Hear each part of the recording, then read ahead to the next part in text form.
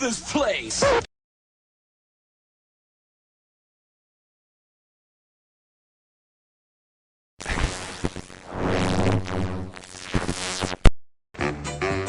It's time to play the music. It's time to light the light. It's time to put on makeup. It's time to dress up right. It's time to get things started. Hey man, is that Double D? Yeah man, well turn it up man. Let's just go in and like kill all the orcs, right? They're the bad guys, who gives a shit? We just hack and slash and we loot their dead bodies, right? Hack and slash, kill them all, you know, conquer the infidels. Boy, that campaign sounds like a barrel of fun, doesn't it? Somebody who's opening a refrigerator and leaning in, right, is the language of a woman. Somebody who's opening the refrigerator and being cut off halfway through that lean is the voice of like a mermaid or a siren. They're utter shits. They're utter shits. This is not the face of the hobby anymore. And I think there's been mistakes made in years past where people assumed that D&D players were all, you know, white dudes in a basement. Which has been a faulty assumption for a lot of years and gets more and more false every day.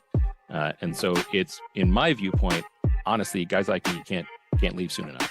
I just had to be born with empathy and a weakness for socialism and femboys. For socialism and femboys. For socialism and femboys. You gotta put a little hot sauce on the taco, you know what I mean? We want this dwarf to be the dwarfiest dwarf. Right. We want the elf to be the elfiest elf. And just the dashiest dash of Tabasco. Their voices need to carry across water. I'm a creative.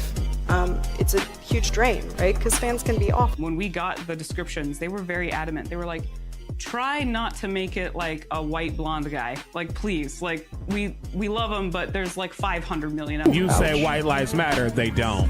White lives don't matter because white lives aren't a thing. Lube for their rectal adventures. Lutherville, Marina Del X, Otisburg. Otisburg. Who's this monster? She's got her own place. Otisburg. It's a little bitty place. Otisburg.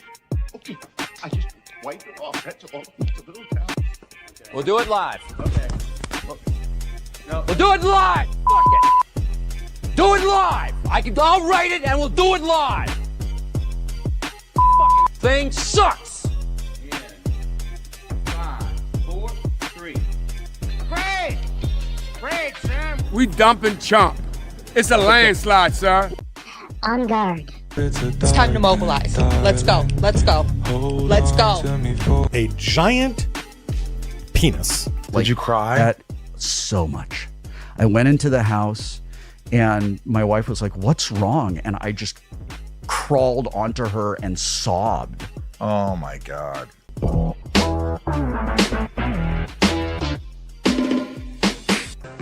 ain't the old opening better?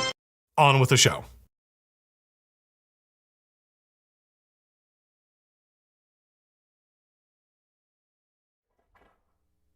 Guys, I'm trying to figure some stuff out. Double D is not here yet. I did know how to start the intro, but as far as for the camera thing, I'm not sure how to work that. Chomp chomp, I see a shark. DB sent a super chat. Brothers and sisters, pretty crazy week so far. Looking forward to chilling.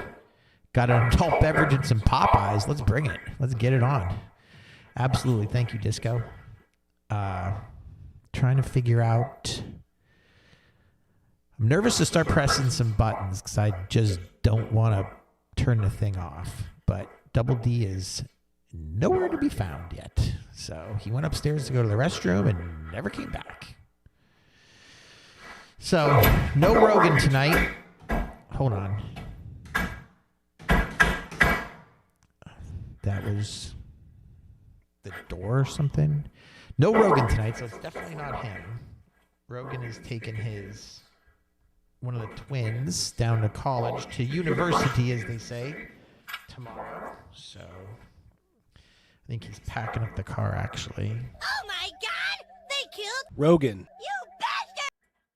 So, all right. Thank you. Chomp chomp. Yep.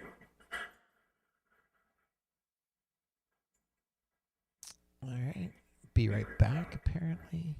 I just hear there's some rustling going on upstairs. I just don't know what's going on just quite yet. So everyone just please hang in there. I'm trying to figure out something. Like I said, I don't want to start pressing buttons on the camera. Kind of going solo here. Sorry, that's me. That's me.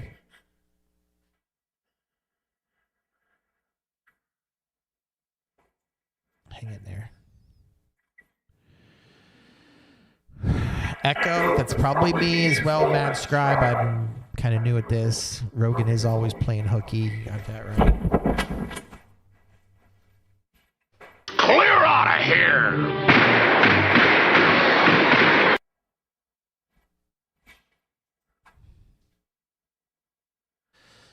The echo is all me.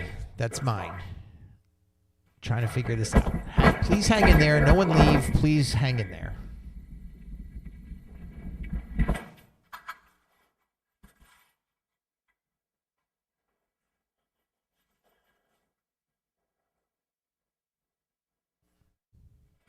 Nope, I'm nervous to press that one. Nervous to press that one. Hold on. I don't want to press that one. I'm going to end up banning somebody. What the heck? I hear something. Hold on. He might be coming down the stairs right now. Yep, door's opening. He should be coming right now. Everyone, thank you for your patience. I really appreciate it. Appreciate it very much. Wait a minute. Wait, whoa. What's going on here? What is going on here? That's not Double D. That is not Double D indeed. Hi, Crazy Mouse.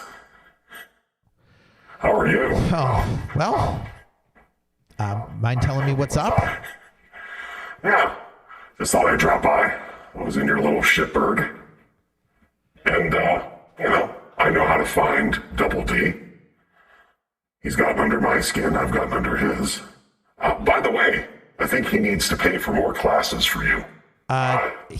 He does just fine. That's for online security, not in-house security. Well, he's such a cheapskate. I think he dropped the ball there. Let me tell you who's not a cheapskate. Holy smokes. Well, let me, let's see. There we go. Soleimani. Wow. Double D would be very thankful if he were here.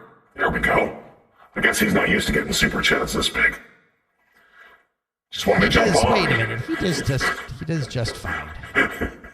Are you sure about that? He was pretty easy to beat up. Does this explain where Rogan is? Soleimani. Just wanted to jump on and say I and my family can finally legally immigrate to the USA. Oh, so we'll be moving next year. Took 10 years, hopefully. Can catch up with some of you. You fine chaps at various cons. You said chaps, not chumps. Is that correct? Need to drop for a workshop. We'll catch the replay. Thank you. On behalf of Double D, that weakling coward, I want to say thank you. Ryan Nikolai. So, semen retention, that's not a problem here. That's not a problem here. But thank you anyway. Yeah, smash for mouse. Yeah. Well, in case any of you don't understand who I am, I'm Walter Von Mousecock. I'm Double D's worst nightmare. Is that not right, Crazy Mouse? Mine too. Well, I'm pretty sure Double D is going to be paying for that upgraded security class that included in-person. Ocular pat-downs, disarmament. Or maybe he needs to change the locks. Judo chops, hiya. But I was in the area, and I just wanted to show you. If you recall, I had I had my pal Money Matt do a series of figures. They need to pay. That's right. And he told me, now is this true? This guy's your favorite? He's mine. On guard. Well, I'm passing this over the table to Crazy Mouse. See that cheapskate Double D? He wouldn't have done this. Kind of a weirdo. Changes their name. That looks like Cabretti. Yeah. I don't know what you're talking about. You know, those bonds, they're not particularly strong. But you know what? Crazy Mouse. I just came across something that you and Double D might like. Oh boy. Would you really like to put these in blue, huh? It's pretty hard for your old Uncle Mousecock to read. I have a mouse tool for that. Well, thank you. Thank you very much. Hungar. Who is this Hungar? Not familiar with him. One of my faves. Yeah. Gotta keep my eye on that guy. I came across the coolest thing, Crazy Mouse. Could it have been Double D? No, he's anti-cool. He's lame. Lame. All right, here we go. Saddle up. Once upon a time, the town of Wood Creek was beset by a terrible curse. I have absolutely no idea what to expect. We know her. That's right. We do. It really became more immersive than Well, you do. a D&D game. I like you. Now, those are the dungeon dudes. I want to say those guys are real chads. I love those guys. But they're not the only stars in this. You just watch. There's Deborah Ann Wool. She's good too. I'm a descendant of the leaders of Wood Creek.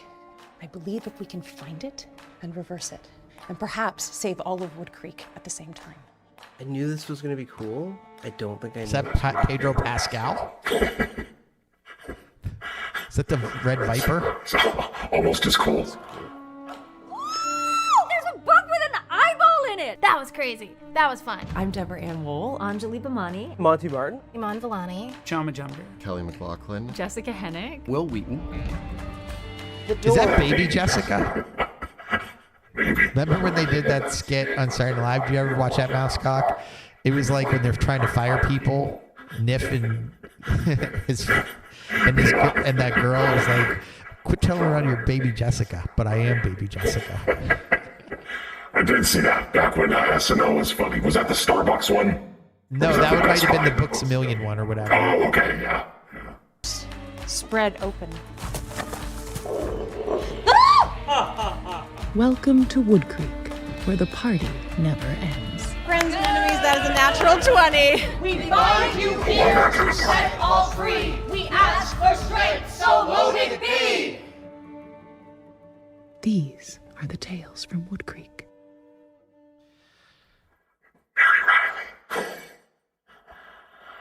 Double D. My God. Hates weed. Take a bong hit, Mousecock. Right. Has no effect. No effect. Will Wheaton. Sorry, Will Wheaton. What's your opinion on him? I love everything the guy does. I celebrate his whole catalog. Wesley Crusher? Oh, the guy is fantastic. It's fantastic. You know what? I think Double D has a video of his supercuts. I threatened him at Paw Point. And I said, show me that damn Will Wheaton supercut you have. Are you ready for this, Crazy Mouse? This ought to be good. I think do you think we could be related? Mousecock and Crazy Mouse? It's possible. There was a time where someone thought I was Mousecock. There was something with our luggage. Mama, there was wrong something with again. Not getting on the plane in time. There was something about a delay. Got it. What does it feel like? It's just out of control. It's out of control and it's embarrassing, but I can't stop. Yep. I'm making a spectacle of myself. Well, who hasn't made a spectacle of themselves? You know?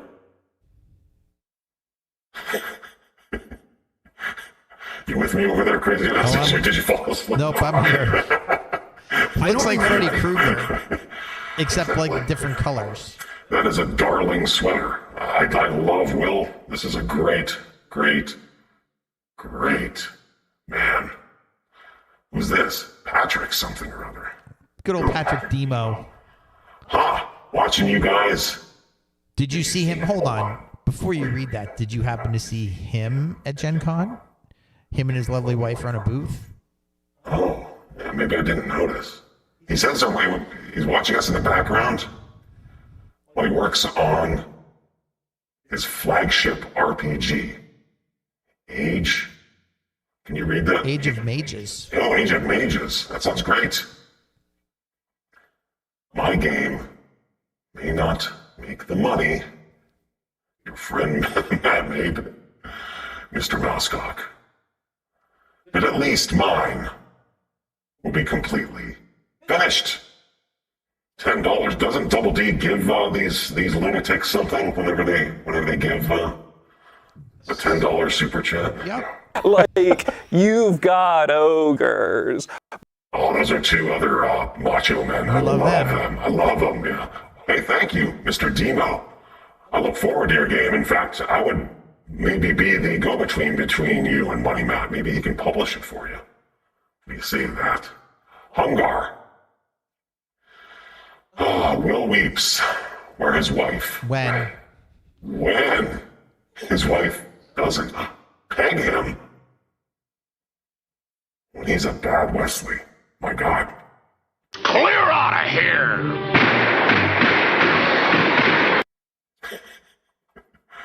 Are you guys implying that there's something wrong about Will Wheaton? Because, I mean, I'm taking this personally. This guy exudes testosterone. He exudes. Or anything specific. Right. A lot I of couldn't stuff. tell you exactly what happened. What I do remember is Anne saying, Anne being really calm. Who's and Anne? saying just sit. I think that's his lovely bride. Yeah, that's his woman there being carried off by the pilot in Firefly. Huh. Any chance of oh, wait, there we go. Too bad he wasn't undone. For falling on the flowers. For falling on the flowers. Oh, thank you. Now, sometimes my heads-up display fails me. I tell you what, maybe you could let those back up a little bit. We'll finish this up because I think I hear Double D upstairs. I think he's getting unruly. I think he's ready to break out. I hope he is. Down here, I'm gonna go handle it. You and me both. And that was when I realized, and it really crystallized inside of me that I was never wrong. Hey, Mousecock is never wrong either. Mousecock is illiterate. Hey. Hey. Enemy or not, I will not have him poking fun at him. Yeah. Yeah, this is a man who's dedicated to his craft over here. Crazy Mouse. I think you can Mousecock watch. is stunning and brave for doing the show despite the fact that he can't read good. I can read just fine. Do you see the damage here? Do you see the damage? Okay. Does that not look like damage to you? Guys. 1 die 4 plus 1. It was relentless, nonstop, undercutting me, humiliating me, mocking me, teasing me. Sounds like Double D when I had him upstairs. He's just whining. Mousecock again. You can't do the show without me. I'm such a huge talent. Until I would get upset and then laughing at me for getting upset. What would he tease you about? I mean, who's he talking about? Patrick Stewart? I think his dad. Oh my goodness. Maybe his dad was teasing him about the size of his wang. Wouldn't he tease me about? What wouldn't he? I still love Will Wheaton. Like I think that so much. I went into the house and my wife was like, "What's wrong?" And I just crawled onto her and sobbed. Oh my God. Now, Crazy Mouse, you've done that, haven't you? No. I can't recall a time that that's happened. You never just crawled onto the missus and just curled up and started to cry like a baby? That has not happened. I think Cobretti won some scratchers. Mousecock, that's what we say on the show when someone has a couple super chats. Yeah. Well, all the pores here, I understand. That's how you do business. Down in Central Florida, we roll a little bit different. He played a boy groomed by a space weirdo. Jesus effing C. And what's wrong with that? You know, that's how we roll at the House of Mouse. We got another one here. We do. I think I can even read this one. Will loves this. His. I feel like, remember in Shawshank when Andy's teaching him how to read?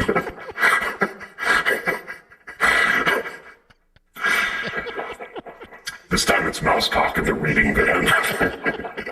Not Crazy Mouse. Now, Chris Miller says, sound it out.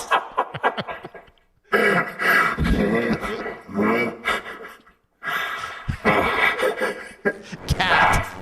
Important context, I think, is that I didn't want to be an actor when I was a kid. My parents forced me to do it. My mother made me do it. My mother coached me to go into her agency and tell the children. Oh, that's a Double D was sitting upstairs. He said his mommy made him be a YouTuber. What a baby.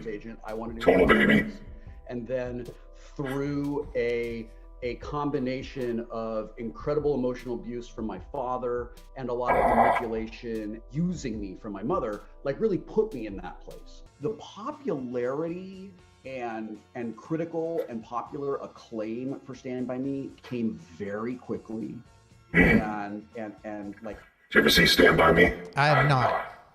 Yeah, good movie. Young Will Wheaton, young Joaquin Phoenix. It's a star-studded cast. Yeah. Good movie. I think Will was the best thing about the movie, by far. Probably the biggest star to come out of it. Oh, yeah, for sure. Who needs to read when you control all media? Yeah, it's a good point. Even with this little damaged peeper here, I can see that one.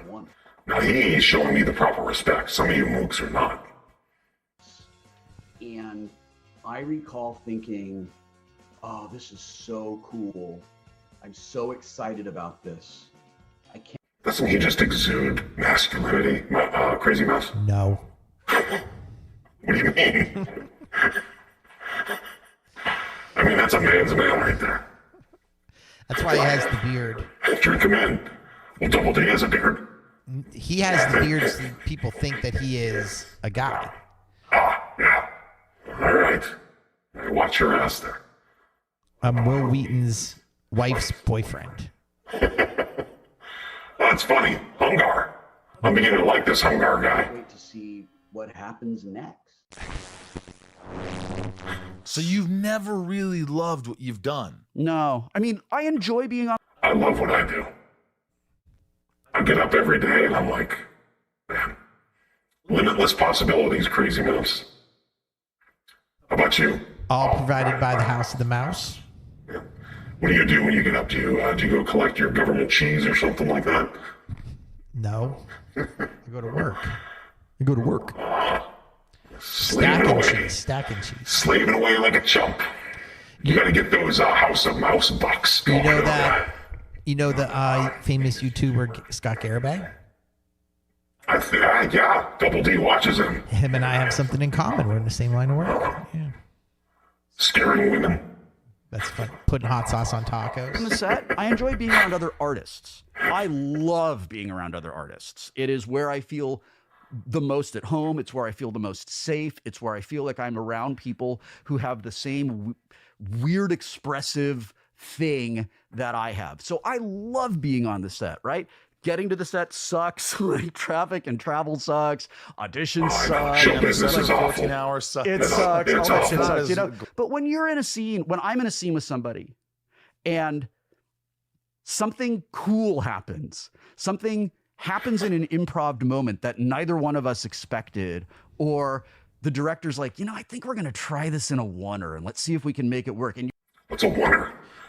That I don't know, but I will say this. Cobretti, welcome to Defender. Welcome. For as much, look at those bug eyes he's got working there. He looks like Jar Jar right there. But I love it. I love it. As much as he complains about being in the movies and TV, think about who he shared the stage with. Like him or not, the guy that played Sheldon won a ton of awards being Sheldon. He got to work with him. He got to work with some other famous people on Big Bang Theory. Some of his movies, he was in a movie with Patrick Stewart. I don't know if his time overlapped with Whoopi Goldberg, whether you like her or not. She's still a famous performer. Now that's a beautiful woman right there. She's good looking. And then also, think about Stand By Me, the people he was with in that movie. Oh, yeah. Corey Haim. Yeah. Teddy Bear, that's probably me. The chat's not showing up on Rumble. I'll try to fix that. Yeah, we'll make sure when Double D gets back here. Oh my God! Holy smokes! Don't mean to alarm you, but I think his bonds have broken. I hope so. It's been fun, everybody. I will return. Enjoy that Jordy the Midget figure. Oh, thank you. All right, On guard. All right, so Double D's audience. It's been real. It's been nice. It hasn't been real nice, if you know what I mean. Whoopi Goldberg, one with a beautiful soul. Not a fan of hers. Rumble seems down. Can't super chat. Can't show up. Save us mouse cock. I'm gonna try to work on that. I'm a noob when it comes to all this AV stuff. We need an AV team. I'll mention that to Double D. So I do hear him rumbling around. Hopefully he'll be back soon. We'll be right back. Trying to escape from the pantry. You know it. And here I am. Oh, gosh. What is this? We got Rumble down? Good Lord. Crazy Mouse. That's me. I didn't set it up. What's the matter or with you? something. I probably didn't set it up. What the heck's the matter with you?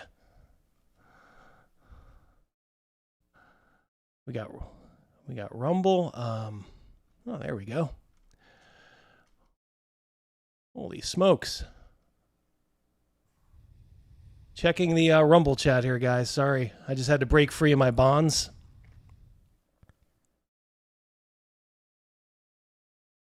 All right. I don't think any super chats were missed.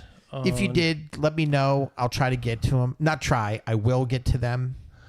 Yeah. All I can say is, woo. Code red. Whew. If you made a super chat over on Rumble,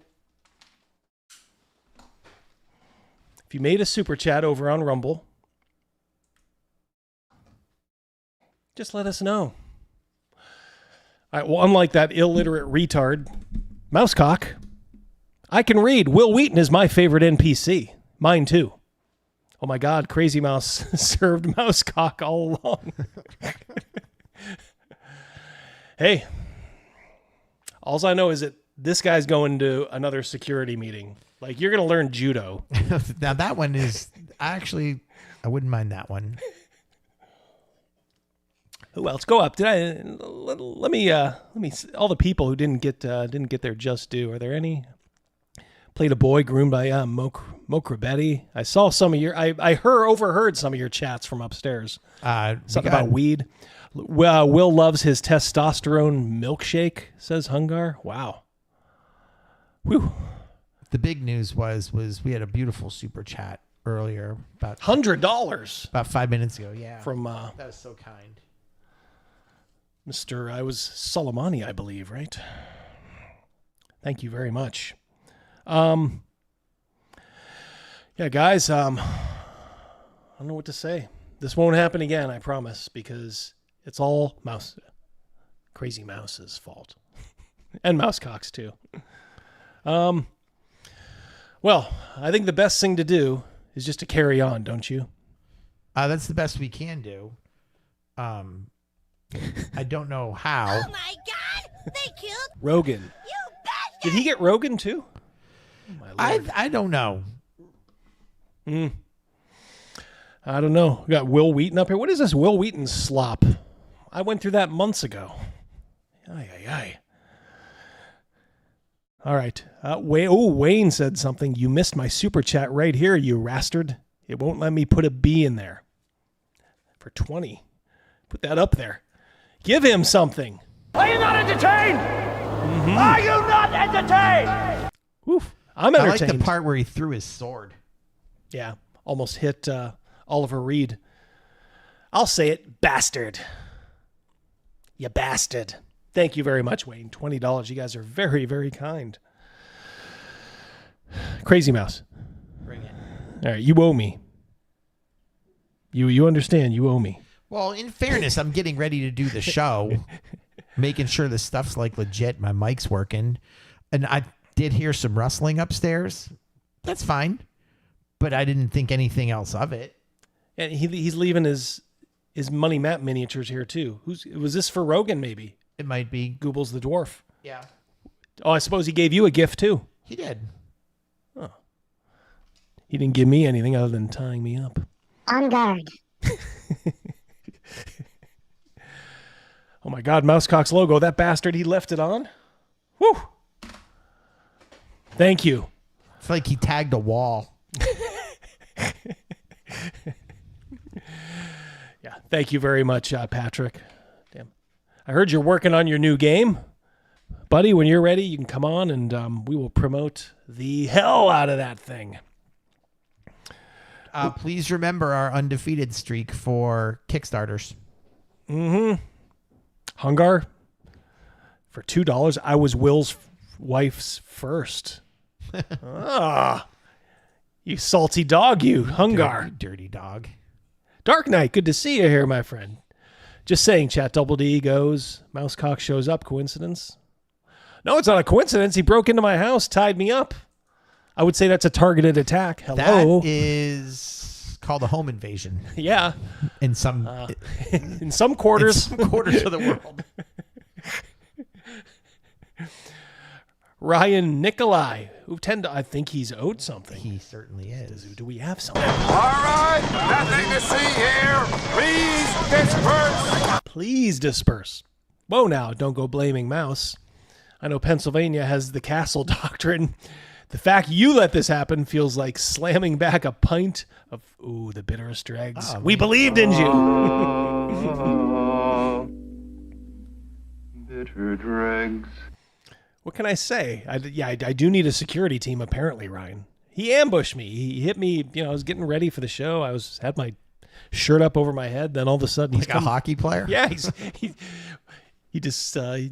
No, remember in like movies when the guy will have like a sport jacket on, then they'll pull it down, and so he'll be like I can't possibly get out of this. Oh man. Chris 4-5. I'll be at Dragon Con this year. If going, hit me up. I'd love to see you guys. There you go. That is down in Georgia. The devil went down in Georgia. Mm-hmm. Looking for a soul to steal. Sorry, Crazy Mouse. I meant to type Mousecock. Too many mice on this show. Yeah, here's what he meant. The Genius Bar. I will say this about Mousecock. He's wily. Got into your house. I get it. It happens. I did not know that he didn't know how to read. Well, he kept saying it was like a damage to his eye. Damage to my eye. The little red cat. Double D, while you were gone, I referenced Mousecock as the dumb one in Shawshank. I could hear you guys snickering even down here. I think you even made Mousecock laugh, which is no small feat. All right, Crazy Mouse, what do you got? I'm prepared to forgive and forget about this whole intrusion that you allowed to happen. If you'll go with me on this. Okay, I did a video on this yesterday. I saw it. Crochet book. A book of many patterns. Okay? I really, well, first of all, it bears repeating because I was getting a little pushback on this. Rob Kuntz, you guys all know Rob Kuntz. We interviewed him on the show. Yeah, over in Corsica. One of the Corsican brothers. Talking about the advent of fantasy and games via TSR, how it's been reduced to shiny objects with no fantasy in it whatsoever. That's what he's talking about. It's now a mediocre simulacra patched together for the lifestyle crowd. Boom. Lifestyle. The more incongruent, the more absurd, the more it has nothing to do with the pursuit of summoning and sustaining fantasy, the better. Takes skill to accomplish spiriting up fantasy, something that has been abandoned for cultivating fantasizing. A marketing department's dream come true. Boom.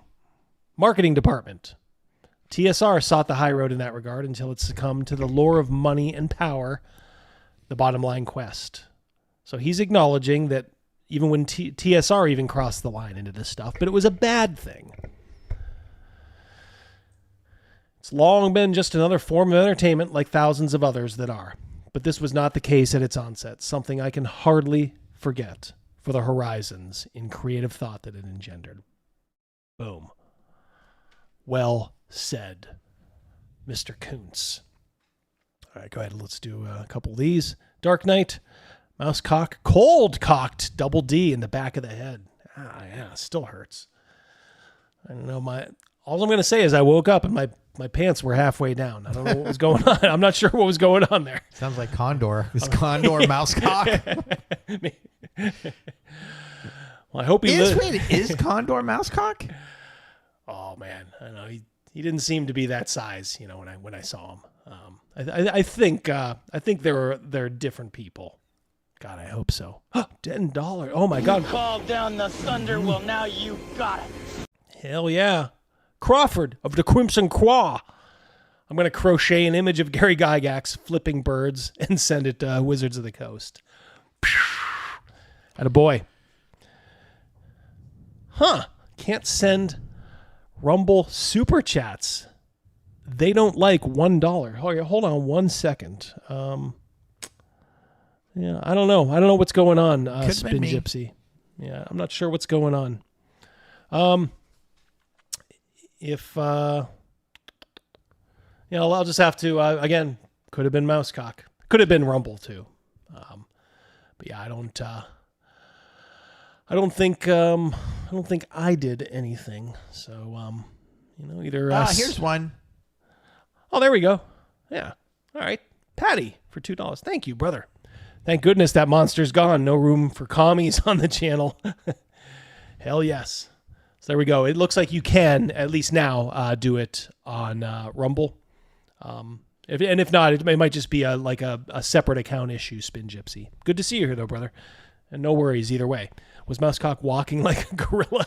Remember in The Water Boy when he blamed his black eye on the gorilla and she said, did they ever catch that gorilla that escaped from the zoo and punched you in the eye? And he goes, no, mama, the search continues.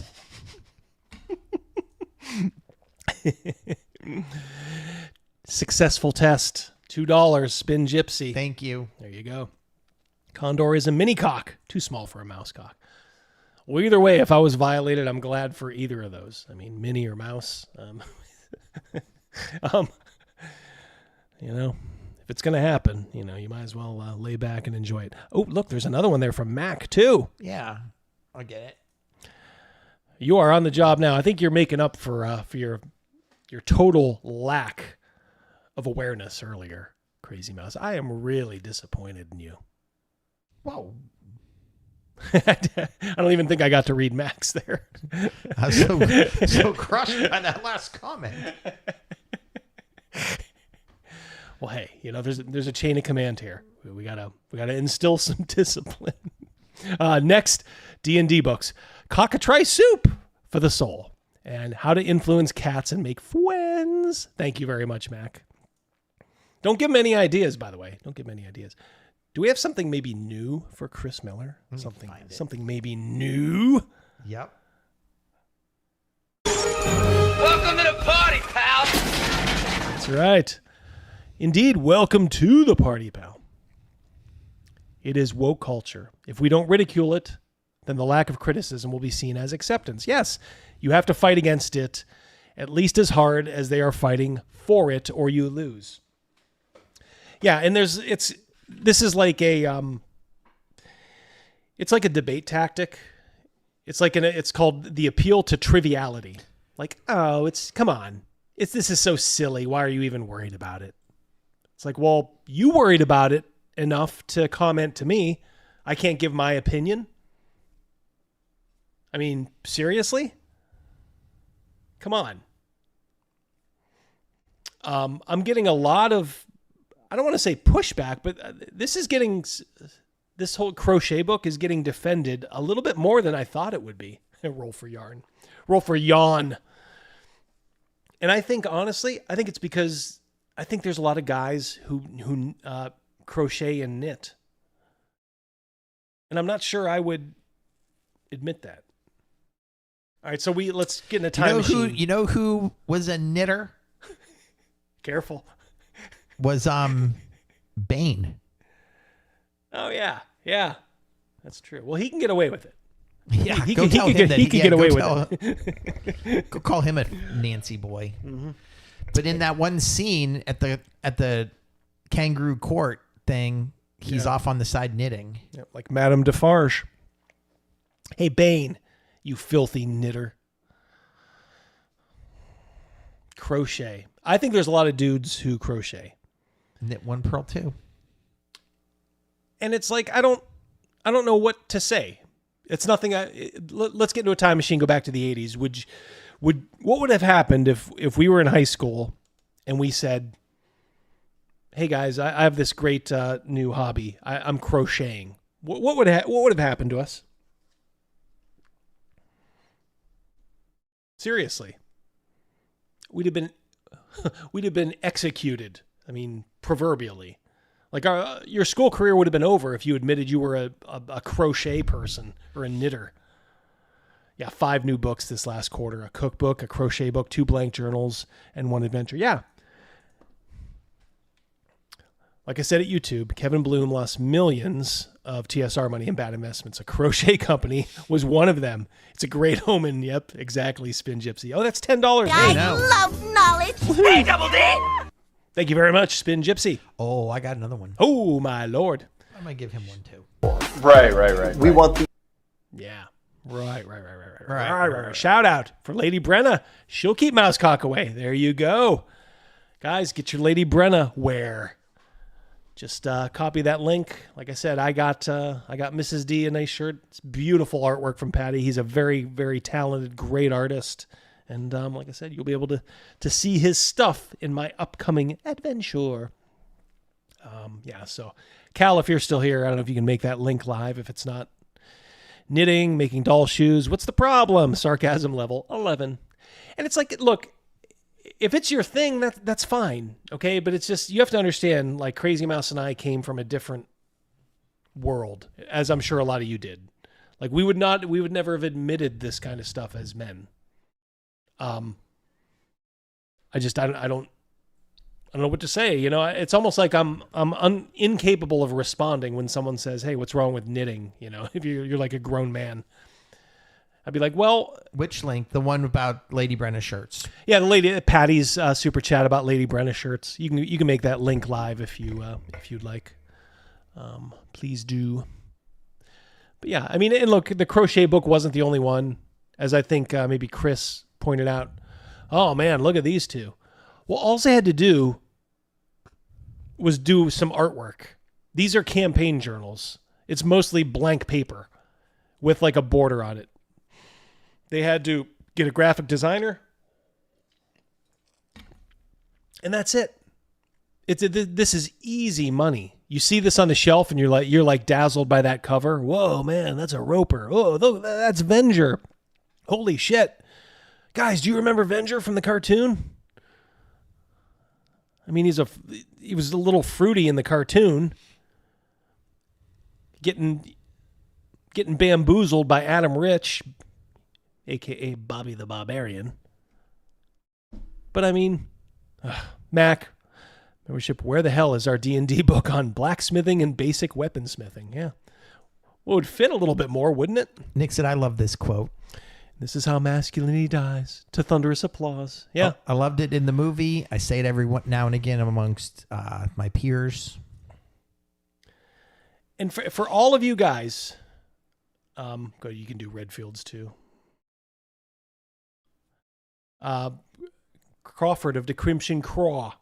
But even if one knits, why pay Wizards of the Coast for corpo slop? Yes, my wife would feed images into websites and she'd get them converted into patterns. It's so gay. Yeah, it is. And look, Mrs. D crochets too. And she's even the one that said, oh yeah, she's like, this is probably a scam only because like you can find a shitload of free fantasy like patterns out there if you want them. And yeah, I understand Wizards of the, or, TSR back in the day did a lot of like merchandising, but they were still coming out with stuff. They're still coming out with Deities and Demigods. They're still coming out with Monster Manual 2. They're still coming out with Dragonlance. They kept pretty good quality up through. How can you come out with the absolute shit that Wizards of the Coast has, for the last, several years, a bad edition, garbage adventures like Strixhaven and that crap. And then it's like, oh yeah, well, hey, now we need to take a break.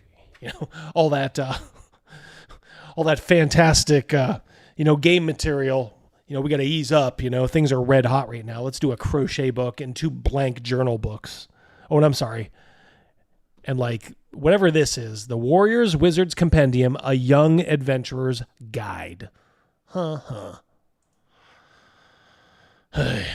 Cyrus, what's up, my knitter? $10. Pay that man his money. Mm-hmm. He beat me fan square. Missed the opportunity by Wizards of the Coast not doing AR-15 lower designs. What's next? D&D Pride Flags. Yes, probably, buddy. Thank you very much, Osiris. Badger 2. Why not a book on constructing siege engines?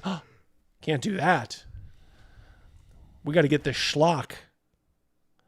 Sewing leads to knitting. No, knitting you gotta say it. What, Surly Old Wolf? Nope. In Master Yoda's voice. Oh, yeah, I didn't read ahead. Sewing leads to knitting. Knitting leads to crocheting. Crocheting leads to suffering. See, that's good. Spin for 5. Thought USAID was shut down. Why is Wizards of the Coast still operating? Yeah. May have been some backdoor money going to them when it's all said and done. We may find that out. Yeah, but it's all garbage. Don't like it. And honestly, I don't. If you crochet and you're a guy, fine. I would prefer like you learn how to do just about anything other than crochet, like paint miniatures. Look, there's a hobby directly related to gaming. Just learn how to freaking paint miniatures. Read books. Honestly, I know this is going to be painful for some of you guys.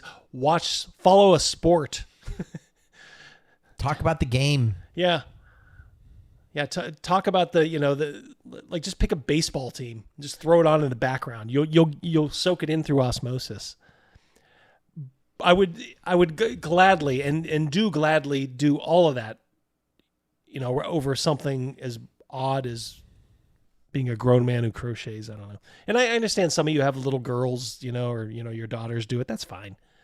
But take a step back and realize, oh, is that who they're appealing to? Who are they trying to appeal to? Because it isn't like the heavy metal crowd anymore. So this says something about who they want in their audience. So even if you say like, oh, my young daughter will like it, and then you should like take a step back and go, oh my God, My young daughter's going to like it. Why do I like this company? Why do I like anything they do? Chris for 5. The Young Adventurers Guide is made for kids. I think so. I mean, I think it's definitely YA. I thought regular D&D was for kids. I started at 8 years old. Yeah. You know, we start and we didn't need it dumbed down to us. I mean, I understand people have gotten slightly more stupid over the years. What can you do? But I see the deck of many triggers is getting ready to ship. Yeah, Joe. There was of course a slight screw up. Some idiot named Wang over in the factory over there went, oh, sorry, boss. We didn't put the title on these 2 cards. So there's 2 cards, and one of them is mine. One of them is mine. We each did 5. And they're like title. Like the descriptive text is there. The art is fine. But they didn't put a title on. So James contacted the factory. And they are justifiably beating Wang right now to within an inch of his life, and they're going to send over replacement cards. Beating his Wang. they're beating Wang's Wang. Yes, they're going to send over those cards. So I think what James might do is he may just hold off for a couple weeks. They're going to express mail them over, and he's just going to put them loose. He's not going to open your packs. He's going to put them loose. And then you can just replace those, and then you'll have two extras. So yeah, nix it. Wang did the Wong. Yes. Mothership down. But I'm going to go with my instinct on this one. Saddle up, partner. 5 memberships. Thank you very much. Thank you. Who is Membership Down? Do we know you? Mothership Down. Is Mothership Down known to us? Whoever you are, thank you very much. A scholar and a gentleman. Yes. Or a very nice lady, if that's the case. I doubt it, but... Craig! Bragg! Cock is pretty good. I like cock. Do you like cock, Craig? It's cultural vandalism. They're deliberately destroying the culture and all its touchstones. They want to replace it with MLP aesthetic and kindergarten crafts. Yeah. That's what the money's for. Oh, I think he was making dirty rat. He was making a little. You guys know how to play this. I give you money, you give me ideas. And you never say thank you. That's what the money is for. So good. You liked it twice. I said it twice. Where was the one? There we go. Don't beat your wang. You go blind. Yeah. See. I want to know who did it. Probably one of these guys who just wandered away for a month. You know, that's what they do over there, Crazy Mouse. When February comes, it's like their New Year. And they just leave the factory for like a month. Have a nice fight, Mike. Off.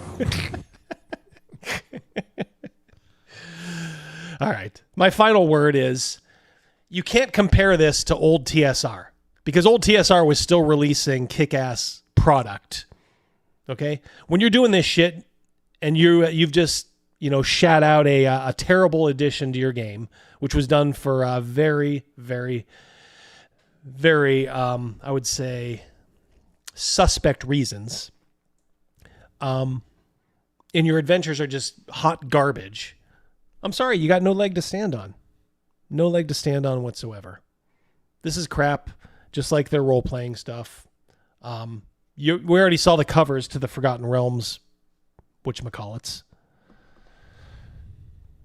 It's crap.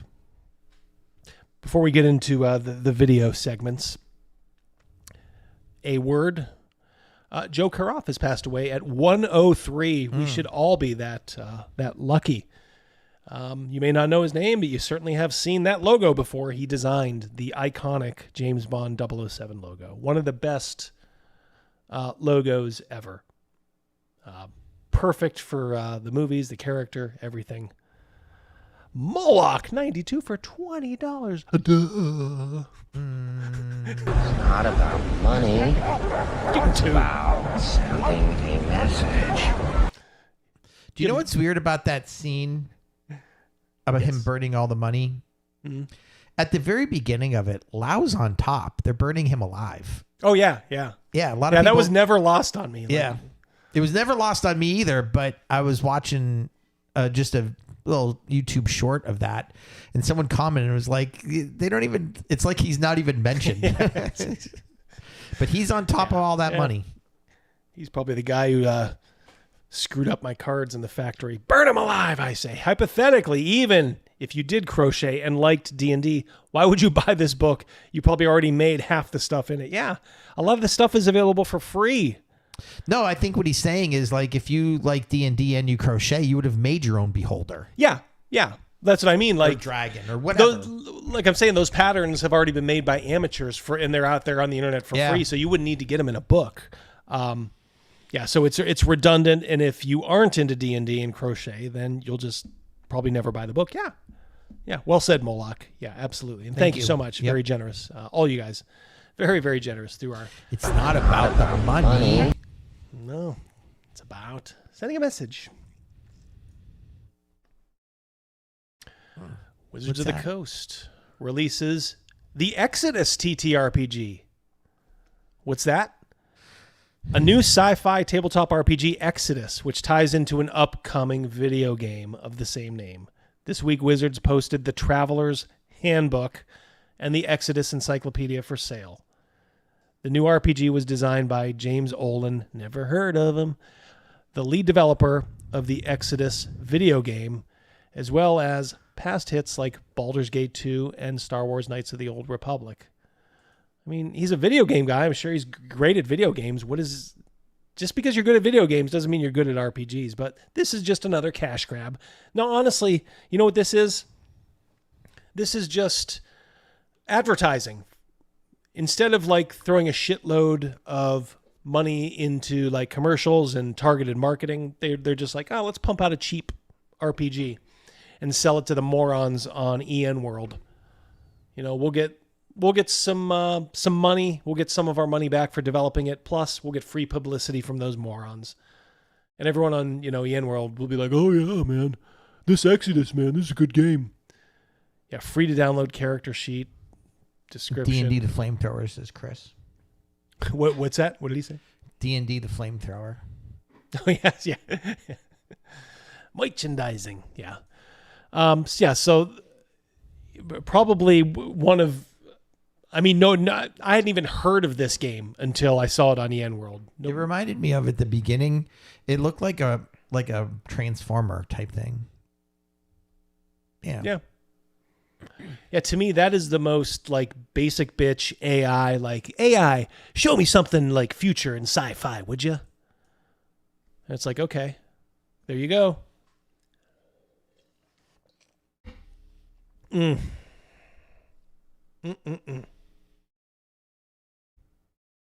don't know. I don't like it.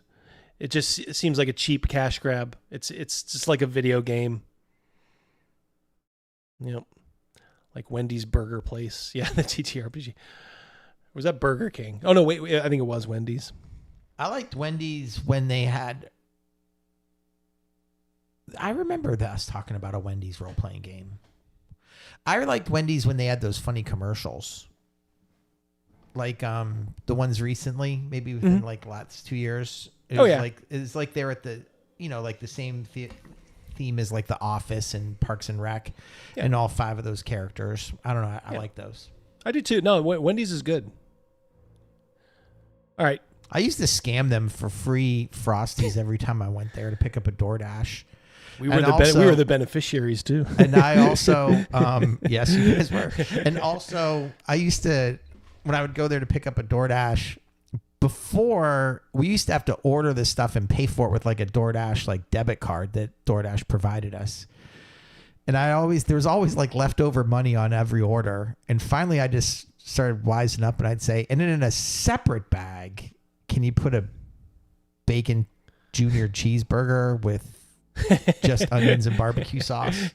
And in a separate bag, an order of French fries. Then finally they're just like, oh, I know what's up. I know. We know what your little scam is over there. I know. Now it's all came to an end when everything's all COVID brought that to an end. Like everything's like prepaid now. So this is a newspaper article from, what year do you think this is? Look at what year are we talking? Battle with Sea Monsters. 1916? Is that when they figured out the Loch Ness about Nessie? It's close, actually. I think this is 1902. Really? All right. Indians and devilfish mix it up in a terrible fight. Seattle, Washington. 5 men battled with a sea monster last week. 2 were killed.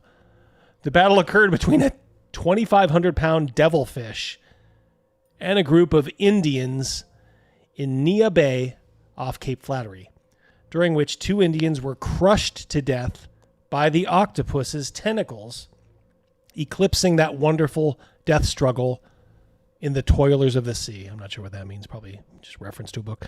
The story of the encounter has been the Gulch. There appeared... What does that mean? Am I getting Mousecock's illiteracy? No, is that rubbing says the Gulch. The story of the encounter has been the Gulch. There appeared a little white told by the Indians who witnessed it, and who, after barely escaping the hideous fate of their companions, harpooning the sea demon and brought it to land. This is from like a legit newspaper. This isn't like fantasy.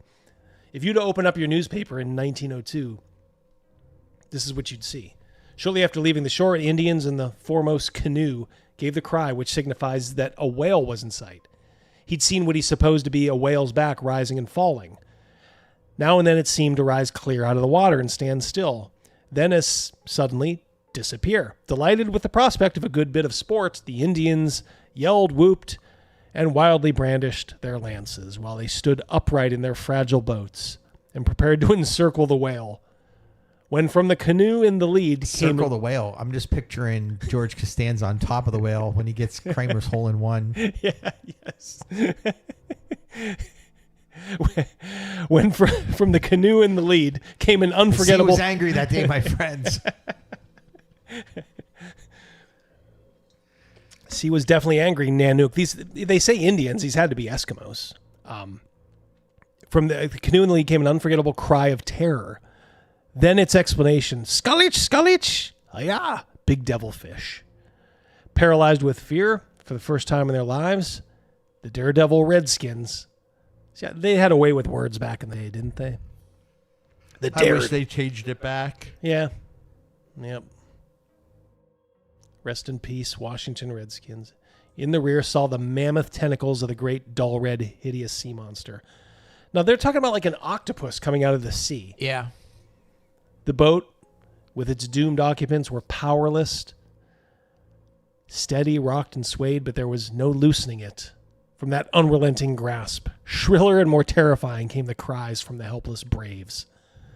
See, it's not like they're, like they say Redskins here, and then like a couple paragraphs down, it's like the helpless braves. So it's like, they're not like ridiculing them by calling them Redskins. That's just like the term. And then they call them Braves. It's so weird. It was never even a racist term ever. No. And then some people who weren't even Indians decided that it was. Yep. Suddenly the canoe snapped. Monster's clutch had broken it as if it had been straw. Wow. More than ever at the mercy of the devilfish, shrieking Indians were cast into the angry sea in the first shock of terror. Stunned men in the remaining canoes watched. Pitilessly, one of the mysteriously powerful tentacles was wound about the neck of the Indians, slowly strangling him, while hoarse cries gurgled from his throat. This is like nightmare fuel. Octopus had a vast amount of reserve force. 6 remaining tentacles. They had cut off a couple. Whew. One of them he struck at another canoe. Roused to combat, the Indians balanced their lances, spears, and harpoons with a chorus of unearthly yells and sent a shower of steel into the jelly-like substance that seemed endowed with such uncanny, malignant something. Loud cracking, snapping. A Tatoosh Indian does not miss his mark. See? Nothing insulting here. They are very. They hold these folks in very high regard. 6 unoccupied tentacles waved aimlessly. Blah, blah, blah. Frightened commotion in his death agony sent up waves for hundreds of feet in every direction. For the death agony proved to be the surely aimed lances had pierced the creature's vital spots. Grasp of the cruel tentacles did not relax in death. Boy, wouldn't that be a nightmare.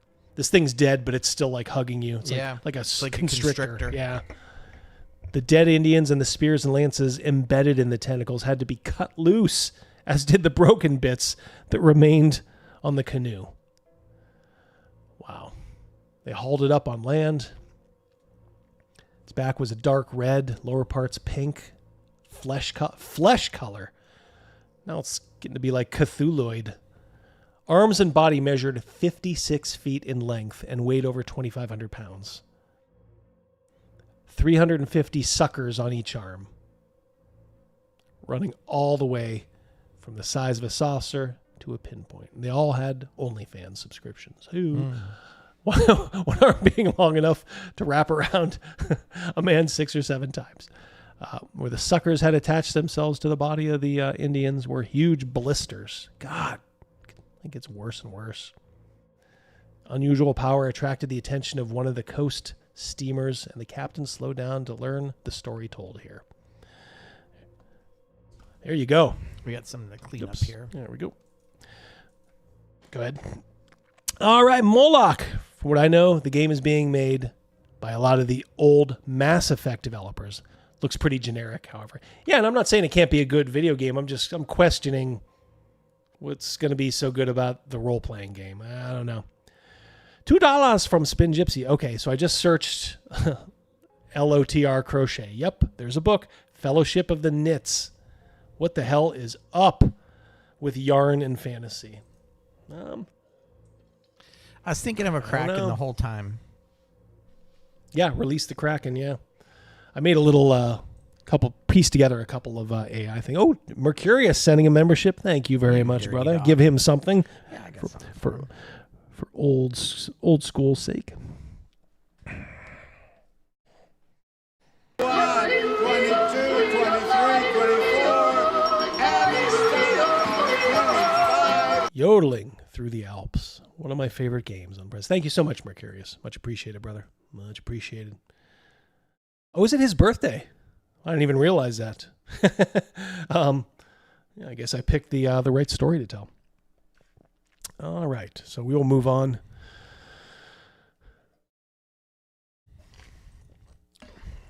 A Dagon ate my baby.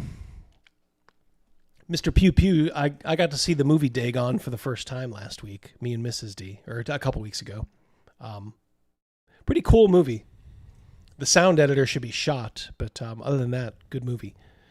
JMM Director.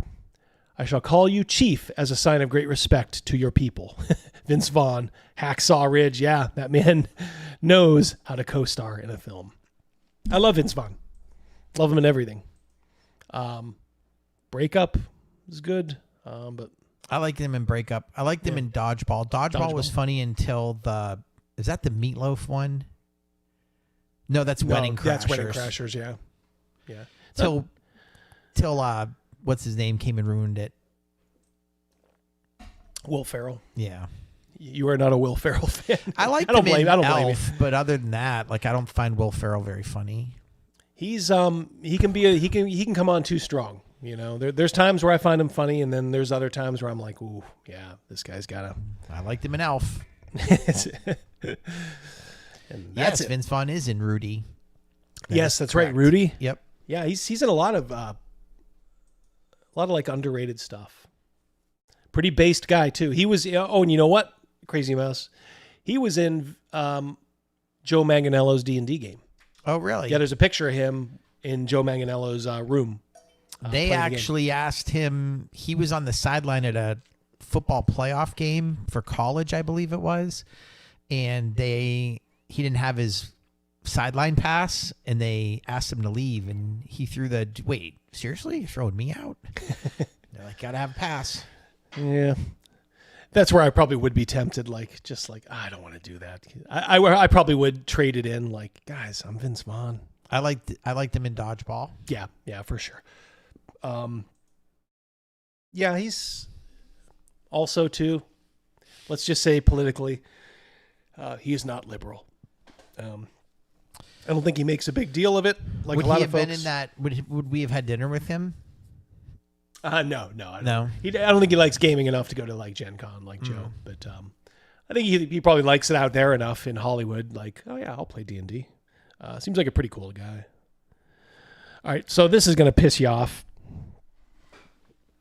Was it a big bowl of mayonnaise? You ever hear of this game? Roblox? I have heard of it. All right. Been around for a little while. Worth a lot of money. A lot of money. You know, from what I can tell, it's like Minecraft. You can do like a lot of customization in this game. You can make your own, of course, like your own, people, but your own places.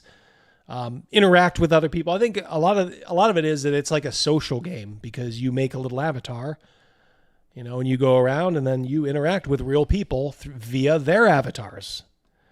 Okay. So who's Schlepp? Schleppington, Robloxian catcher. Better call Schlepp. 6 Roblox arrests and counting. Okay. What does Schlepp do? Well, Schlepp is a young man, and you're going to see him here. He, like many people, has found out that Roblox is a breeding ground for predators, child predators. That's right. So Schlepp here, for good reason, as you'll see in a little bit, essentially does his own stings, where he will try to, he will pretend to be an underage child, and then, like I said, Chris Hansen, that shit. Yeah, he'll try to do a Chris Hansen, and then what he will do is he will call the police. It's not like he's a vigilante, like, oh, I'm gonna sucker this guy in here, and then I'm gonna throw him a sheet party. No, he does his work, the Lord's work, in my opinion. And then he calls the police and lets the police handle it. This is exactly what you would want from a society that is looking after their children.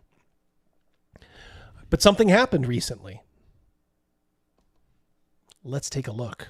I have just gotten a legal complaint from Roblox. I'm not even joking. They have sent a cease and desist letter to me, and they've gone ahead and banned every account I own. And you might be wondering, what heinous crime did you commit to possibly deserve that? Well, what I did was get predators arrested on their platform. Actually, 6 of them. I got 6 predators arrested within the Roblox community. Some of them, the crimes are so heinous, I can't even say here on TikTok or wherever this is going. And the thing that's crazy about it is that Roblox has taken a more firm action against me, a person getting these people arrested, a person that law enforcement has made public statements saying that they are glad when people like me go ahead and give them information so that they can arrest these people. Roblox has sent me the cease and desist letter, not these predators. That is absolutely insane. And the other thing that's crazy about this is Roblox itself. It is a predator haven. There are games on Roblox like XYZ Public Bathroom Simulator. It has about 7 million visits, and the whole premise of the game is showering together with kids. That is the whole game. If you join it, you're going to see predators, you're going to see naked avatars, you're going to see people peeing and all this sort of weird stuff. If I was a parent and I saw that, I would be outraged. I would be totally outraged. And parents aren't aware of this, and it's so sad. I get emails from kids daily about all the horrible stuff that they're exposed to. I get emails from parents talking about what their kids were exposed to. And there are so many predators on this platform. It is actually unreal. So it's quite crazy to see Roblox go after me, a person trying to get predators arrested off of their platform, than the predators. Why? I don't get it. I don't understand. Can't spell predator without Redditor. Well, not really, but yeah. So, what are your first impressions there, Crazy Mouse? Well, I like what he's doing, and then it's unfortunate that this company. It's weird. I think they told him to cease and desist. My opinion is because he was getting their company bad publicity. Yeah, but it's also, I think, a case of they were being very soft on these people, and they were not taking this issue seriously. Hence, that's why people had to start doing this. And this is also the reason, in case you're wondering, like, why does a boyish, like 22-year-old, why is he so interested in doing this? Because he does appear young. He also shared a deeply personal reason for his mission. As a child, he was groomed on Roblox by a popular developer. Guys, people are so fucking weird. He manipulated me, exposed me to gore and not safe for work material. It was so bad, I actually made an attempt. That's a shame, and I'm glad that he fought that demon off. Yeah, absolutely. His mother contacted Roblox at the time, but they brushed her off, and the predator continued abusing others for years before being banned. So that's what he is up against here. So this Schlepp or Shelp, he is doing the is it Schlepp or Shelp? That looks like Shelp. Yeah, he is doing the Lord's work. There's a little more here. This is the cease and desist. We write on behalf of 1 second here. I'll have to go back 1 second. Need control for just a moment, G2. You can kind of see what they're doing. We write on behalf of Roblox. It serves as a formal cease and desist regarding your unauthorized and harmful. We are in lunatic land. This company is calling the person who is trying to get predators, child predators, off of their site, which expressly invites in children, calling his activities harmful. Your actions are a violation of Roblox policies and directly undermine Roblox's safety efforts. This is like 1984. You can't make this up. And critically, are exposing our users to increased risk. Those actions include engaging in simulated child endangerment conversations. He is trying to catch these demons that are plaguing your platform. This is how you do it. How do you think Chris Hansen has done it for the last 25 years?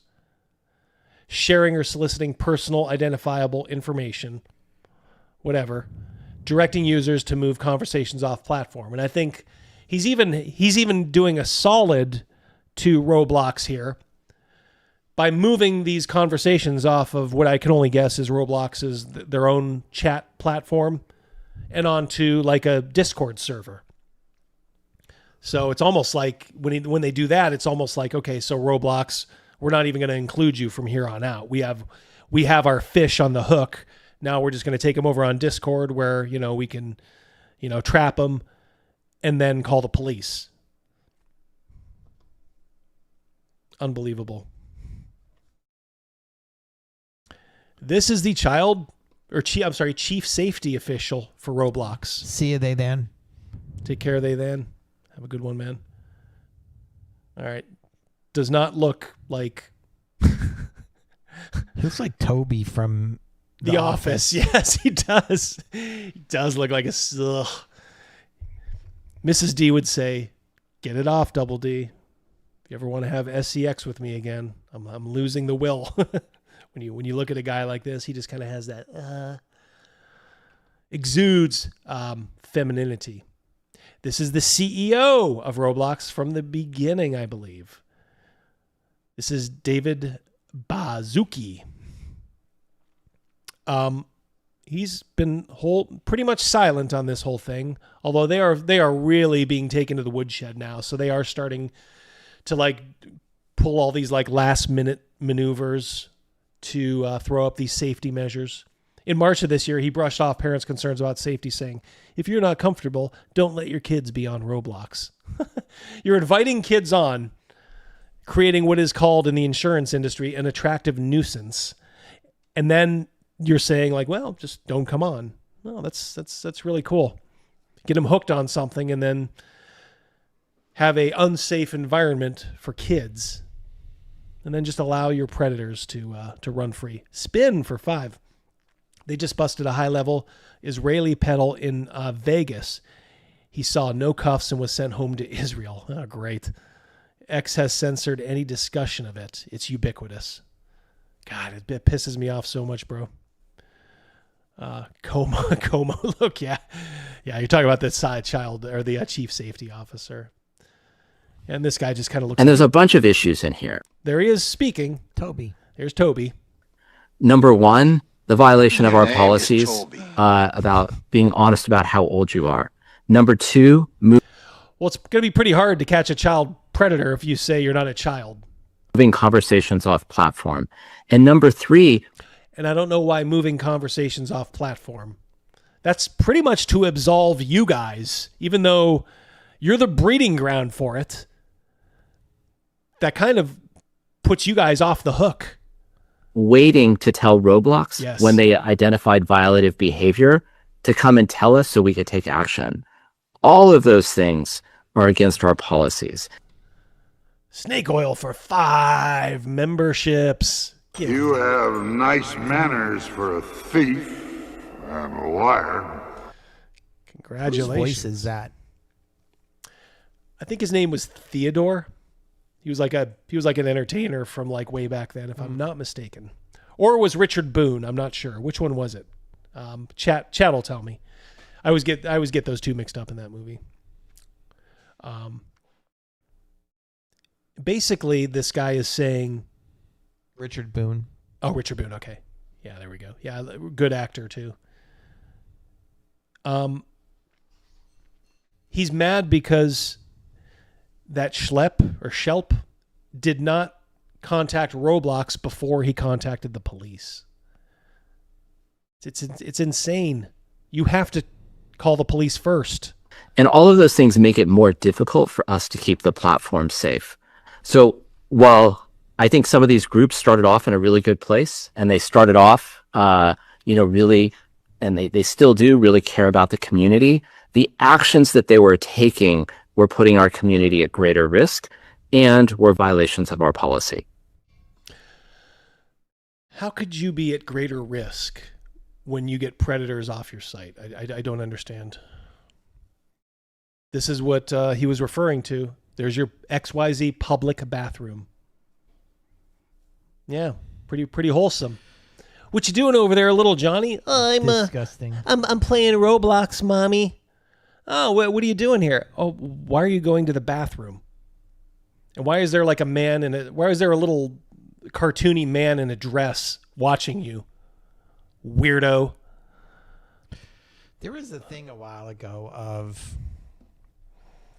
a guy was with his daughter at like the park, and the little girl had to go to the bathroom. The dad said, wait outside first. He knocked on the door for the women's room. Didn't hear anybody inside. Went inside, checked all the stalls. Sure as shit, there was like a middle-aged dude sitting in one of the stalls. Then the dad confronted him. He's like, I'm going to beat your ass if you don't get out of here. Then the guy's like, oh, I'm in the wrong one. No, whoops, my fault. Duh. Jeez. Guess I just wandered in here by accident. What? Baited you into that one. Yeah, he does want to keep the pedos safe, Chris. Aye. Sean for 5. This guy's a cross between Toby Flenderson and Adam Sessler. Oh, yeah, Adam Sessler. Can't forget that lunatic retard. Yeah, so yeah, when your kids... So this is the manual Conrado. All right, so this isn't Mr. Schlepp. This is Schelp. This is another one. I think it's the brother who actually helped snag this guy. Our target is the Chinaman by the fence. He Coronado. He came here to meet what he thought was a 13-year-old girl. Can I go to jail for this? Yeah, it is an offense to do. Am I going to go to jail for this? And the officer's like, heck yeah. So, yeah, especially sending explicit messages like that, yeah. Please, man. I know. Is there some sort of... I don't want to go to jail. Some rehabilitation program. I don't want to go to jail. Anything at all. Please. Not that I can provide to you. Jeez, man. Yeah. Last week, medic Charles Bush and Robert Bush. You sure it's not been up? But right now you are detained, so based on me being a police officer, you are not free to leave based on the facts that we have and stuff like that. Okay? Go ahead and take a seat for me right here, please. Can I talk to your supervisor? And see, it is Schlepp.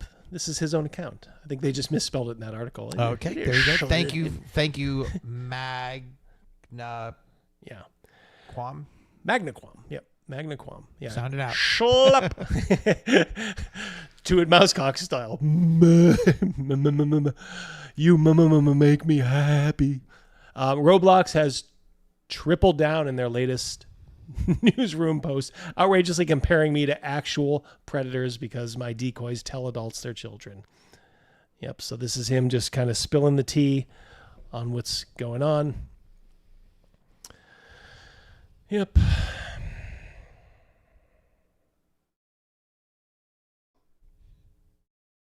Here's Roblox. For transparency, we're sharing more information about our decision to remove vigilantes from Roblox. And then I love that on X, you can put, readers can put their own context. Roblox's moderation system has a known history of being ineffective, hence the existence of vigilante groups. You caused them. Most, if not all of their claims can easily be debunked by watching a couple things. I got a $2 solution for those pedos. I'm with you. I'm with you. It's 2 bits back in the day. Yeah. No jacket today because we are on vacation. He's on vacation. Prof DM. I thought this was a pretty interesting video. Our prof here did a little experiment. He's been experimenting. Grab your dice bag, get ready to mainline some Red Bull, dress like an elf if that's what you're into, because we are going to Gen Con. I'm going to show you my route through the exhibit hall and the games I'm most interested in today on Dungeon Craft. This isn't the one that I wanted. This isn't the one I wanted. Welcome to Dungeon Craft. I'm Professor DM, and this channel is about all things tabletop role-playing games. And I'm Deathbringer. Like, subscribe, and sign up for the Deathbringer RPG newsletter. Gen Con is upon us. I did this last year. I showed... All right, 1 second here. Crazy Mouse, I'm gonna do some pivoting. I'm gonna blame that on Mouse. Please do. Please do. I am actually going to see if I can do a last-minute swing, because that actually was not the video. So you can tell I was really frazzled today. And turns out I had good reason to be, because oh, here we go. All right, so this is it. All right, I got it. I got it.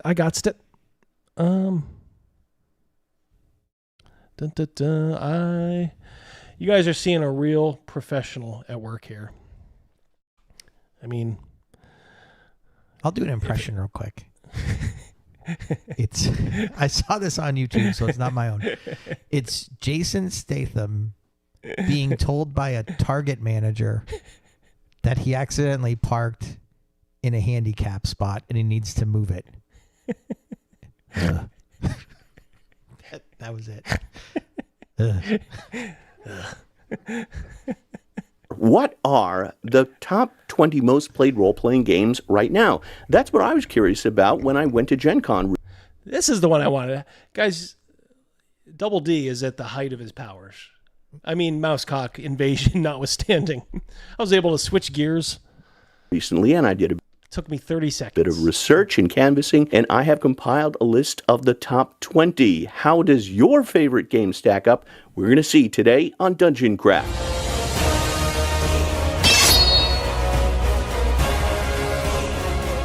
Welcome to Dungeon Craft. I'm Professor DM, and this channel is about all things tabletop role-playing games. And I'm Deathbringer. Patrick, blah, blah, something. YouTube censors super chats. Sorry about that, brother. Like, subscribe, and sign up for the Deathbringer RPG newsletter. So while I was at Gen Con, I was curious as to what games people are actually playing. Not what they're buying, what games actually have scheduled events. So I did a little bit of research with the Gen Con database. I searched for games by system, and then I went through the list carefully to filter out any non-role-playing game events. So while this ranking may not be exactly accurate, I feel it's pretty close. And it's not about the quality of the game. If you like a game, that's really all that matters. With that in mind, number 20 was Star Trek Adventures from Modiphius with 22 events. I didn't get a chance to play this game, but it looks really cool, and they had these awesome alternate covers. There you go. Which one are you? You Scotty? You got to be the red. Yeah, I think I'm the red guy. Got to be the red. I'm always Captain Kirk. So if you missed all that, what he's doing is he's just honestly curating the entire event list from Gen Con this year and finding out, okay, what were the most popular games? So I thought this was kind of interesting. I'm surprised that this even made the list. This game has been out for a while. In traditional Star Trek gold, blue, and red. That's new from Modifius. It looks like it. I have that game, by the way. I have never played it. Granted, Modifius, my my enthusiasm for them has waned considerably since I bought that game, because I bought it a long time ago, way before I started the channel. I'm not saying I'm never going to at least try it. We'll see. But I also have the old FASA Star Trek. It's off to a strong start. Number 19, Blade Runner from Free League. I reviewed Blade Runner this past year, and it is a great game. My players loved it. Really intuitive system. I highly recommend the starter set, and Blade Runner was popular with 24 events. Number 19, Vaesen with 30 events. Vaesen, a Nordic horror game. I have all these games so far. So by Free League, very high production values. I've not gotten a chance to read and play Vaesen, but it looks terrific. And if you have played the game, why don't you share in the comments below what makes this game so awesome, because a lot of people are playing it. 17, Dragonbane, also by Free League, and another starter set. Good game. Free League is two. So these are his favorite games? No, these are the most popular by... He's counting down. Okay. So these are the events at Gen Con. Like if you went into the catalog and said, gee, I want to play a role-playing game, what's available? These are the most popular. These are the most popular, Okay. going up to number one. So Okay. I guess these are the least... Of the top 20. Of the top 20. I Yeah, so gotcha. he's starting at the end. But still, it's nice to see Free League get a couple of spots in Blade Runner. And, of course, Dragonbane, which I like quite a bit. I like Dragonbane. Yeah, I just want to comment on this Prime Directive. It's weird because I would always go into our local bookstore here, and, of course, you're filled with a lot of lament from 30 years ago. I would see these Prime Directive games. I'm like, what is this? It's kind of Star Trek, but kind of not. It was like a Star Trek game, but they couldn't use any of the characters or the Enterprise. They could use, like, Starfleet and, other things, like other intellectual property. But they just couldn't use like Captain Kirk or anything like that. That's not Captain Kirk. That's Captain Crunch. I gave an exemplary, an awesome review as well. Yeah, My good elevator game, pitch, good game. Dragonbane is RuneQuest, but you use a 20-sided die and you can play a duck. And it is very popular with 40 events. At number 16, another Free League game, Mörkborg. That, according to my Swedish friends, is how the game is actually pronounced. And this game's always had a bit of controversy because of the layout. Some people think it's more of an art book than an actual functional role-playing game. But the people in What do you guys, have you guys played Morkborg? I'm not going to try to say it like he did. Everybody just calls it Morkborg anyway. Like, have you guys played it? Is it pretty much just all sizzle and no steak? Let me know. 42 different events would disagree. And that's why Mörkborg is number 16. Number 15, Tales of the Valiant by Kobold Press. And it was in the top 5 games at Gen Con last year. This year, it slips to number 15. I think that's instructive. Captain Cork, Mr. Speck, and Dr. McKay. Yeah. That's the Please Don't Sue Us version of the Star Trek, not Enterprise. Enterprised. Just put a D on the end. I thought Tales of the Valiant, though, that's what he's on now, slipping from number 5 all the way down. That does not bode well. To me, that always seemed like the weak sister of all those games that came out after the OGL fiasco. I'm just like, this game it just doesn't seem to scratch any niche. It doesn't seem like it's going to be any better than Paizo's Pathfinder. And certainly not some of the other stuff that's come out or the stuff that was still existing. And you know what? Kobold Press, they're pretty woke too, so I don't have a lot of sympathy for them. Yeah, nice to see the con dealers and see what's being played. I'm just always sad that none of my games are ever on these types of lists. Yeah, I mean, it's just, what can you do? But with 45 events, that's nothing to sneeze at. Number 14, Vast Grim, a sci-fi variant of Mörkborg. This is a picture of me in the Roll for Combat booth, and you can see Brian Collin, the publisher and author of Vast Grim, in the background. Nobody can outwork that guy. That's one of the reasons why Vast Grim had 57 events. Number 13, Vampire the Masquerade. I remember playing the very first edition of Vampire the Masquerade back at Gen Con at the Mecca Convention Center in Milwaukee in the early 1990s. And Vampire is still being played today. Kind of interesting. A game that was at one time on top of the world. And you know what? Over 30 years later, it's still, still in the top 20. So still has a dedicated audience. Pretty cool. Even though the people that own it right now are, I don't know. I think they could do a lot better with it. With 65 events. Number 12, Shadow Dark. With 73 events, Shadow Dark is by far the strongest OSR D&D offering. I know some people don't consider it to be OSR, but I think it's very much got an OSR spirit and vibe. And Shadow Dark is more popular than every other OSR retro clone put together. And see, I sort of agree with him there. I think it has the right spirit to be considered OSR. I know OSR means different things to different people. If you don't agree, that's okay. But yeah, I would throw it in there too. I would also throw Castles and Crusades in there too. Anyone remember Decipher's Star Trek and Lord of the Rings RPGs? I do. Pepperidge Farm remembers.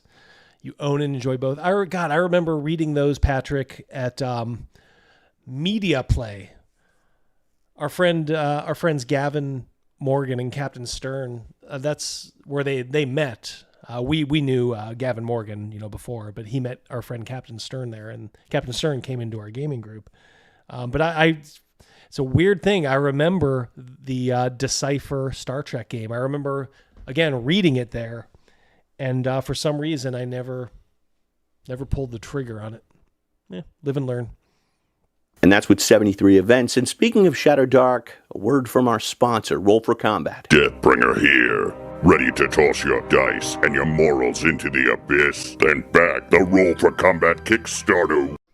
Yeah, so Prof DM is retooling good old Deathbringer to go to the Shadow Dark universe. And hey, more power to him. Weaklings, it's packed with hundreds of savage, blood-soaked options to obliterate your enemy. And better yet, you'll get to use them in my game, the Deathbringer RPG. Coming next year, the Deathbringer RPG isn't some soft, cuddlecore fantasy nonsense. It's fast, mean, and completely unforgiving. In Deathbringer, you don't save the world. You stab it in the heart, loot the corpse, and set it on fire for good measure.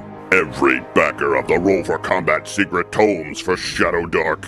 Probably would have cut this out if I'd have had a chance. Kickstarter will get an exclusive sneak peek at the glorious carnage of Deathbringer and a chance to play in the beta test later this year. So sharpen your blade, settle your soul, and back it now.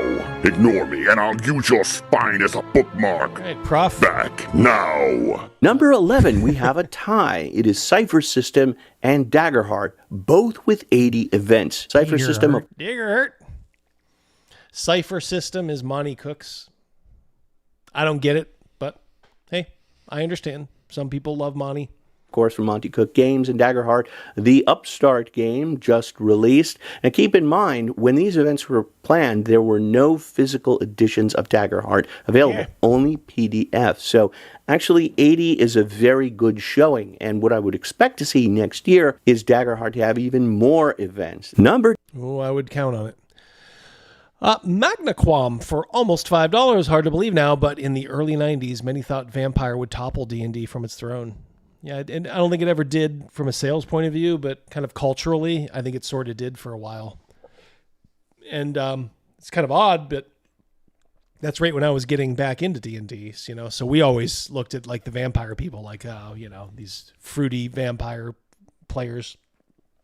I didn't realize all the fun they were having hitting on those slutty goth chicks, but live and learn. 10 Savage Worlds, the rules light game, and my elevator pitch on that one is imagine a character sheet where your abilities and your statistics are based on different dice, like a D12, D10, D8, and the better you are, the higher die you roll. Some people asked on my Patreon, did I count Deadlands with Savage Worlds? And the answer is it wouldn't have mattered, because Savage World had 85 events. If you include Deadlands, it's 111 events, but it wouldn't have made a difference in the...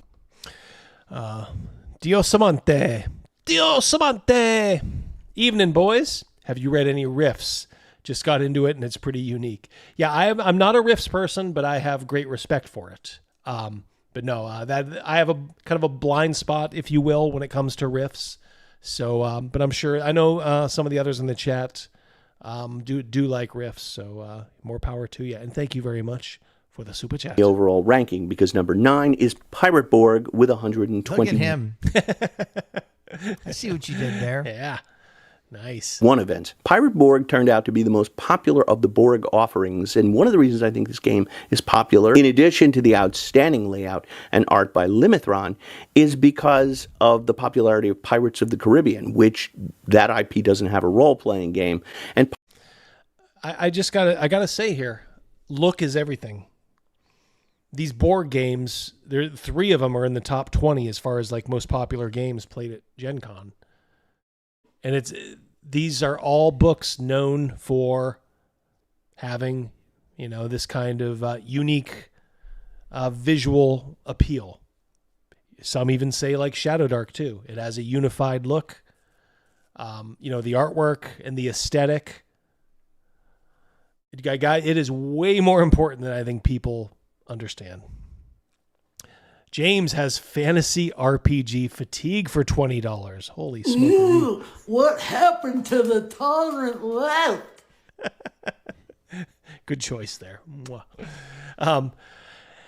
Yeah, I mean, I don't, but I can certainly understand it. There's times, we all need breaks, from fantasy. So, but yeah, I do get it. Good to see you here, buddy, too. It was good checking in with you last week. Pirate Borg occupies that sort of adventure but horrific kind of space, and people are really digging that game. We had a great party for Limithron, to which I was invited. Here's a picture. You can pause this and see how many. Do we see anybody? Trying to see who there. Looks like Kelsey Dion, like second from the left, maybe. In the black? In the black, yeah. Yeah. I think that's her. Next to the guy in the bright red shirt. Yeah. Yeah.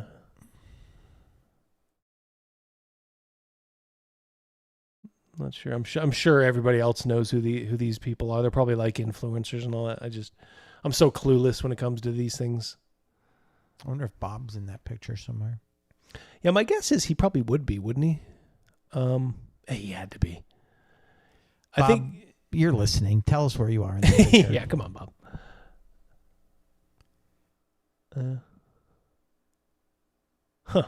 I'm doing a last minute like look for Bob. Don't see him though. Maybe he's the one taking the picture.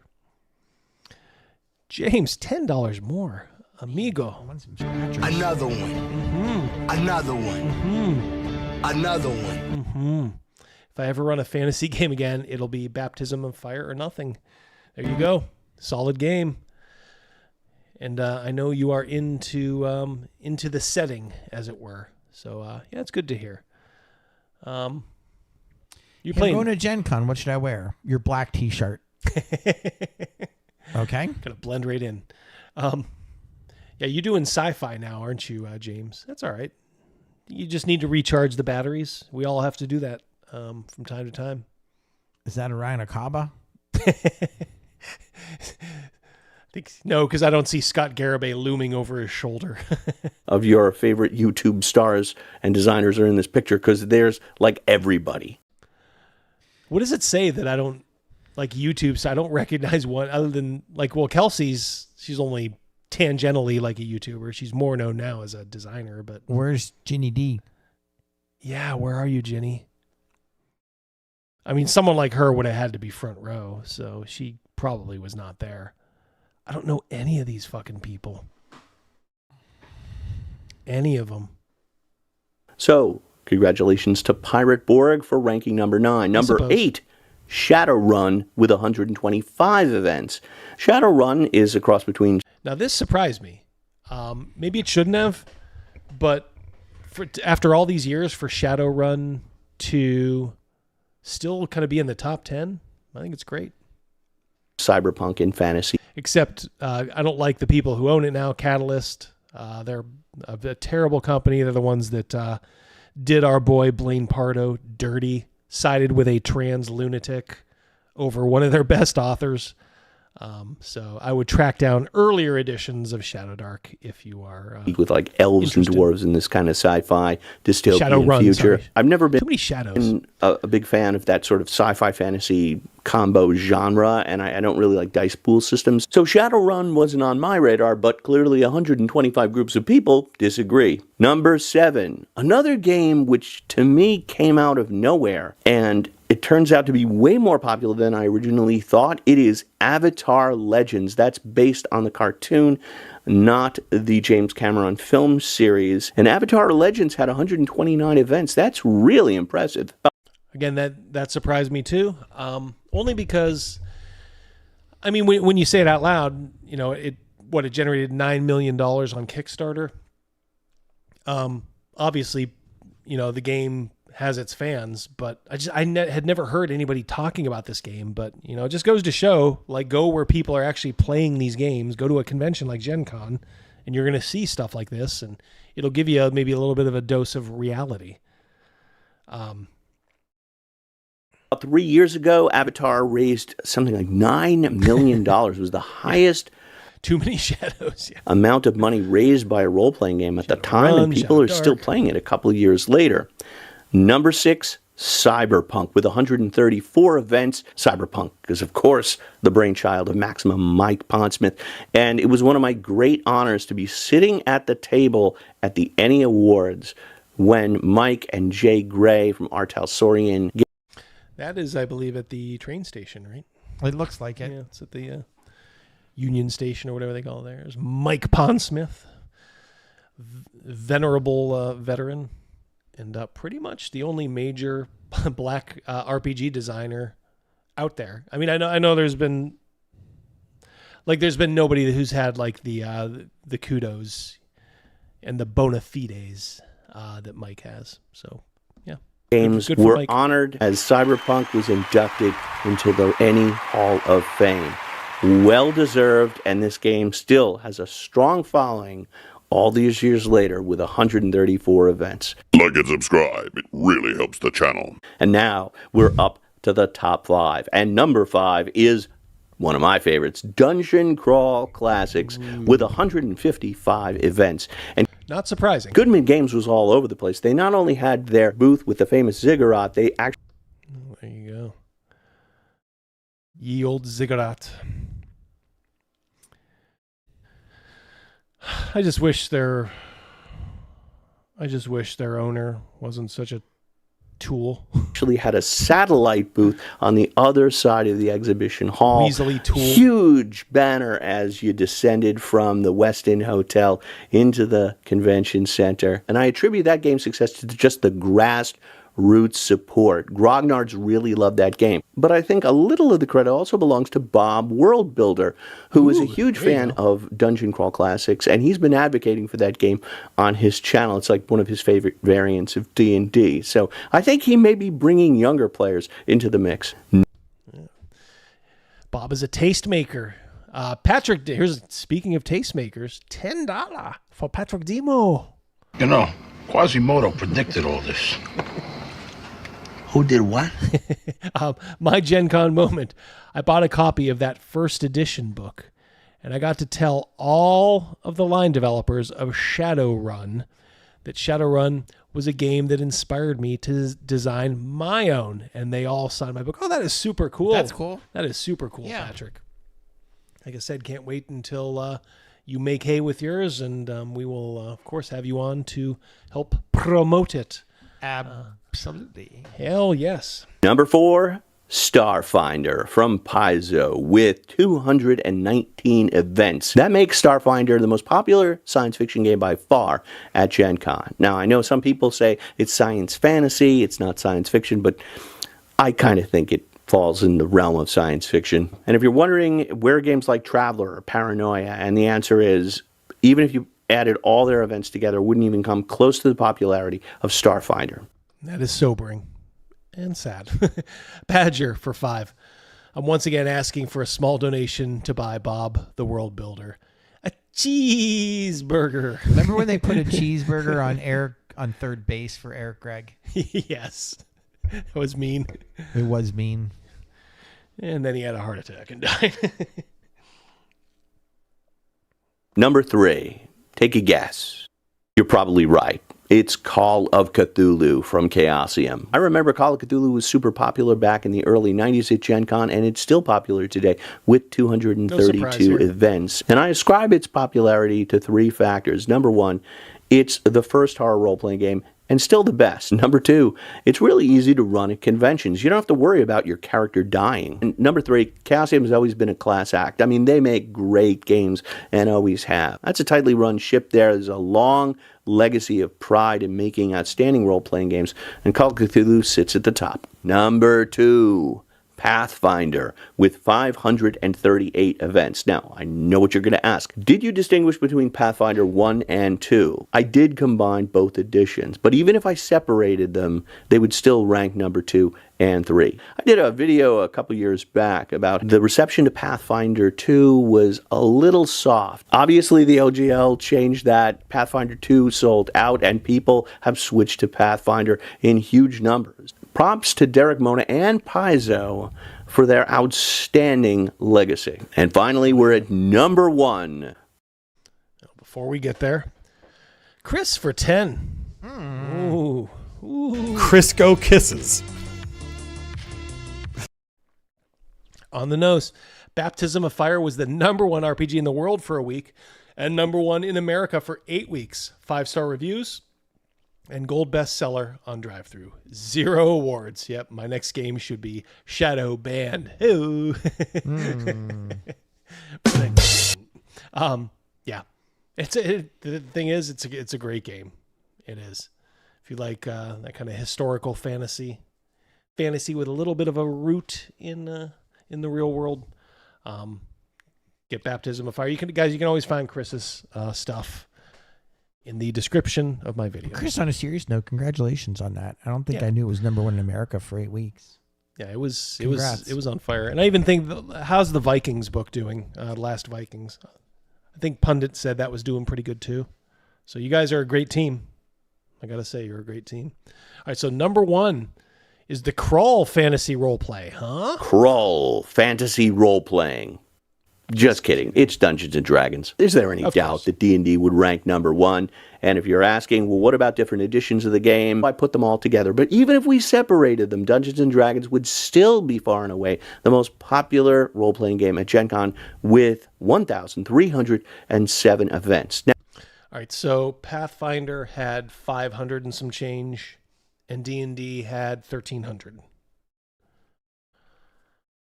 So it's, like,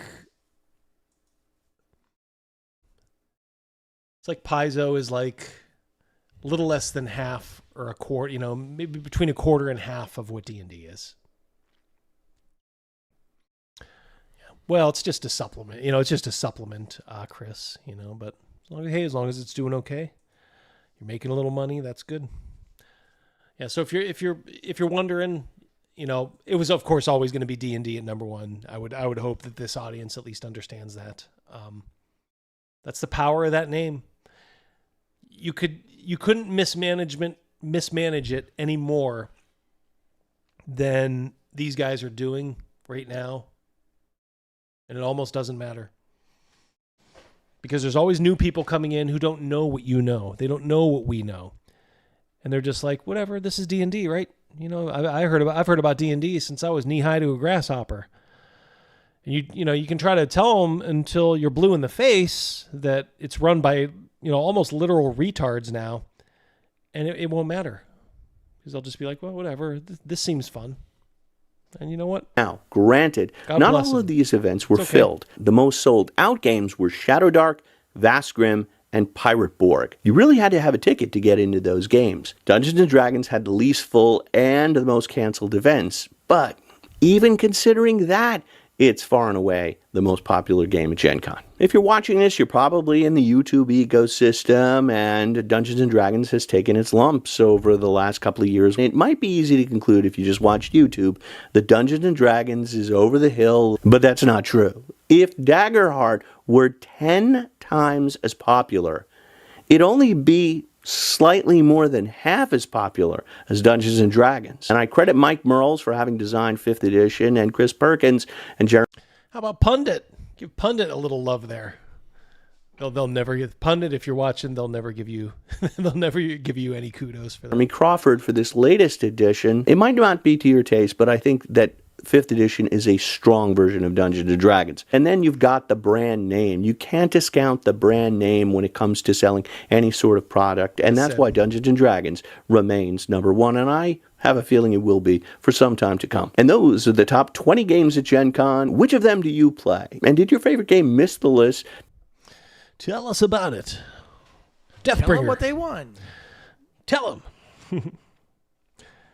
All right. I got a little clip here from Money Matt. He's talking about somebody is going to ask about the meta currency in his game. They need to pay. Man, it's Google's the dwarf. Rogan, you may have missed your shot here. You could own this miniature. Oh my God! They killed Rogan. James for another 10. My God.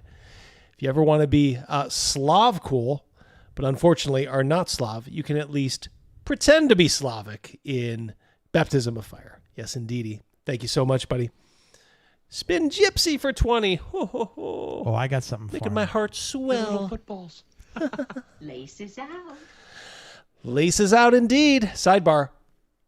Have you seen Gavin Newsom, his rebranding as a centrist to sway MAGA for his 2028 presidential run? Don't think that's going to work. Trying to get interviews with Tucker and Rogan, they won't. This guy is such a cuck and a con. He always reminds me of a serial grapist, a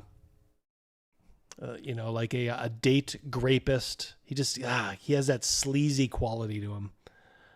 Do not like that guy at all. Do not like him. Nobody does. All right, so Money Matt's going to talk about the meta currency in Draw Steal. Because apparently if you game the system in Draw Steal, you get bennies. Okay, which I'm not a huge fan of. I don't mind a little bit of that stuff. But my problem is, when players figure it out, they start to do really odd things to get the bennies. And he's going to pretty much walk into that as you listen. I'm afraid of all the meta currency in Draw Steal. Well, that means it might not be for you. You don't have to be afraid of it. You don't have to be afraid of not liking things. Most people don't like most things. That's okay. It's okay not to like it, and it's okay not to like it for weird and idiosyncratic reasons. You don't need to apologize. You don't need to broadcast that. You can. I often don't like things, and I just keep it to myself. I would say most of the things I think I don't keep to myself, but. This guy is verbose. Oh my goodness. Diarrhea of the gracious. mouth. Yep. He looks tan and chubbier. Yeah. Still got the hair though, man. He's got that dreamy hair. This is a Fabio? Say what you want about the guy, but man, that is a beautiful set of hair. Yeah, I would say it depends on what you're trying to do. Like to me, it depends on what if you're coming from D&D, which most of our audience is, to me, the idea of rolling a D20 and adding 6 and trying to beat an armor class, that right there, as soon as that's the language you're using, you no longer get to argue about immersion. I think he's being really disingenuous here. All right, so because you have to figure out a way at a table without actually taking a sword out and trying to stab someone at your table, how to do it, well, it's just a simple mechanic. Roll 1 dice, try to go over it. Yes, it's abstract, but it's not intrusive, I guess. Like, no, that is the least immersive thing I can think of. It is by far, I mean, come on, Matt. So, and my point is, and people obviously have fun with that game, right? I think it seems as though people are having a lot of fun with our game. So no, there's the currencies in Draw Steel, each one of them exists for a reason, and they each exist in their own space. And what they do is they create these really cool tactical moments where. All right, so he's going to tell you got to pay attention here. Listen to what he'll set it up, and then listen to what the quote unquote hero ends up having to do. Can you imagine if you were a waitress and waiting on him? Like, do you want fucking more water or not? Let me think about that. Where does this water come from? Did it come from a well? Does it come from the ocean? And is it desalinated? Does it come from the sky? Do you have a rain catcher? She's like, dude, you're my last table. Yep. Yep. Do you want the Grand Slam or not? The players, we were playing. So this is a lesson I've been running. The last time I think we were hanging out, I was making an adventure on here on YouTube that I was going to run for Draw Steel, and I got like 4 or 5 episodes into it, and I stopped because it was time to play now. From and the toilet, says Chris. You dirty dog. The rest of this will take care of itself, and I think it largely has. And so I've been running now for several weeks, and it's going really well. And it's a lot of the folks from the chain of Akron, although 1 or 2 substitutions here or there. And it was really interesting to me because we had a battle last Wednesday. It was sort of the mini boss of the adventure. And I took a level 6 leader and I mathed them to become a level 1 solo. And this is it's a relatively straightforward process. Didn't take long, but it was me kludging something. And so kludging something. I just wanted to know if you wanted a side of fries with your burger. Dude, please, come on.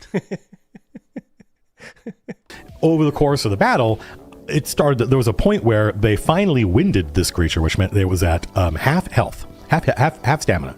And I said, okay, this thing is winded now. And Matt O'Driscoll was in the middle of trying to figure something out. Matty Driscoll. I don't know who that is. Osiris Zoran for 10. I'm Johnny Bench. No runs, no drips, no errors. No, sir. Just boobies. Are we sure Colville and Condor are not related? They look like they could be inbred cousins. Oh, boy. You're going to get me into trouble there. Condor, I'm just reading a super chat. Anyway, check the link in the doobly-doo. Yes, indeed. Put it in the doobly-doo. He does. I don't know if I captured it. They need to pay.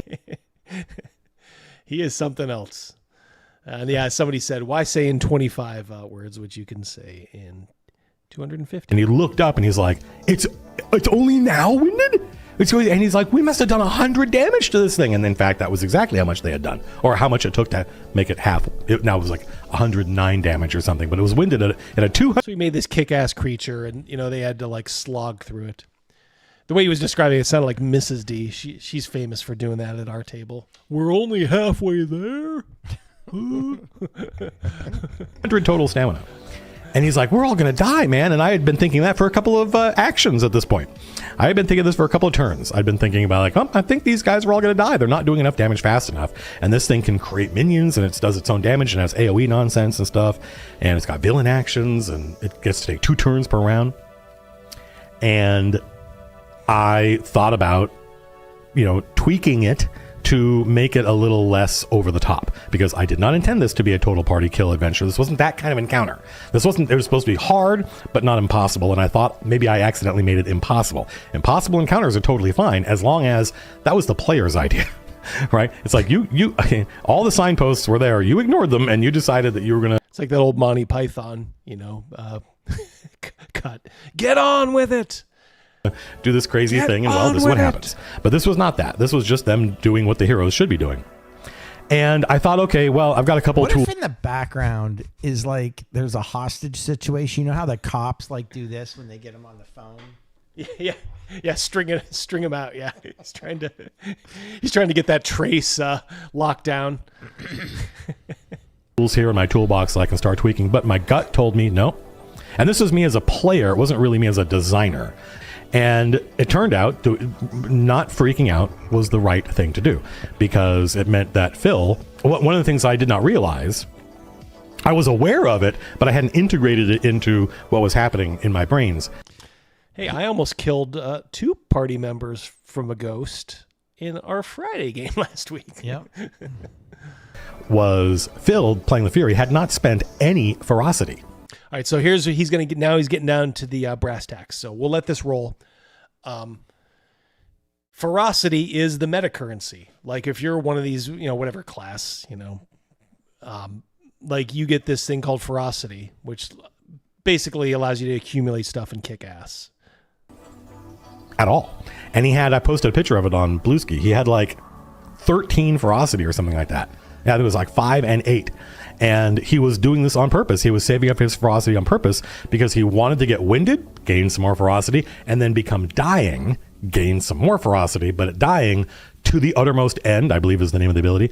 When the Fury is dying to the uttermost end, does a D10 damage per ferocity spent, not a D6.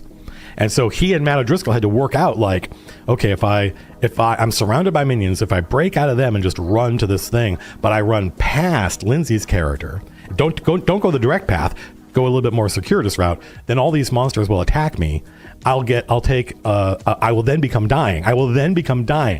And then I'm doing a D10 per, and he did, it was like almost 90 damage. He killed that monster in one blow. All right, so that to me, that is super retarded. All right, so in order to get this meta currency, you have to be right near death. So this guy's literally in the middle of a fight saying, like, can I get somebody to hit me? Come on, you stab me so I can get this currency. Here I am, kill me. Yeah, just like Arnold at the end of Predator. To me, this is not the same, like he said earlier. He was comparing it to rolling a die and going over an armor class. I mean, come on, that is so disingenuous, Matt. It's ridiculous. For you to compare just a simple mechanic to determine did I hit or did I not, and then to incorporate in your game let's face it, a loophole where somebody's going to treat their character the way they wouldn't treat a character. They're just gaming the system to get little bennies. And because they know in your game it's hard to actually kill the heroes, so it's like, oh, don't worry, I'll get close to death, so I'll let all these things attack me, something you would never do, ever, just so I can get an extra, I can get a die 10 instead of a die 6 now. That is super stupid. It's another reason I guess I just don't like draw steel. It's better than Daggerheart, but that ain't saying much. It's kind of cheesy stuff like that. It's so cheesy, so stupid. In one blow, he just burned all his ferocity, and it was unbelievable. It was everybody at the table was cheering. Phil was had this really visceral, powerful reaction, and I think in that moment, Phil felt the way his character did. So you want to talk about immersion? That's fine. That means different things to different people, but I feel in that moment, Phil felt incredibly. The old Adam Carolla sniff. I'm about to make a huge point. Draw steel, everybody. What's going on? How are you folks doing? What's up, everyone? Draw steel. Nice set of hair. I'm not so sure about the game design. Let's just say I'm a little dubious, Matty. I'm a little dubious. Let's go lunacy. Once again, this is a guy I get a lot of these on. Send him a subscribe to him on X, Shellshock. Don't ever fuck with the line cook. Yesterday. Look at that thing. Look at that ballot box. You gotta feel that one. Like some of these are, they are what they are, and then some of them I'm like, what does this do for you? You literally feel like you have shit hanging out of your nose, and this shit is heavy. I was working front of house, and I was insulted by a mean customer who insulted my intelligence and called me stupid, along with everybody else in our store. To which, after he left, the response from our line cooks was to go and find his first and last name and phone number in our point of sale system. Use that to find where he lived, find how he voted, find the previous places that he had worked before he inevitably retired, found his kids' names, and yes, sir, he did find your wife on Facebook. My line cook is gonna fuck your wife. I don't know about that. Yeah. I do know you just got your line cook in trouble, and you got yourself into trouble. Because if anybody recognizes you and figures out where you work, you just committed a crime together. You're not allowed to do that kind of stuff. And whichever customer it was, That's some pretty big confidence in the line cook. Yeah, exactly. Yeah, he's gonna nail your wife. Let's wait. I'll take $2 for what never happened. Yeah, may have never happened, Moloch. Even if it did, it's an odd thing to brag about. Something that will have me pissed off until the end of fucking time. We've had her before. Mm-hmm. That now that COVID has become endemic and is around every year with... She fills the screen. Did I do this one? Was it this one? So far, I'm not sure. The new strain. That means that I no longer can go to conventions or big public events and spaces. And when it is cold and flu season, I'm basically locked in my house with my seasonal depression until March. You want to know why? Because if I get COVID, I'm going to fucking die. I have a rare lung disease that doctors don't even know what it is.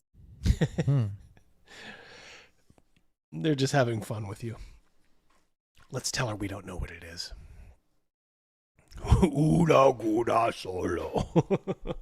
And my treatment for the last 14 years of my life has literally just been, here's an inhaled steroid. She's Fated Madman. She's stuck in a claw grab game. That's a good one. That is good. Oh, that is a good one. And an inhaler that, and a rescue inhaler that you can't even use, but we're giving it to you anyway. Because we don't know what's wrong with you. So this is just the solution we're going to come up with. Good luck. Yeah, Osiris, it's called COPD. It happens when you're a whale. It is so unfair that I can't go to conventions and events and things like I have wanted to anymore.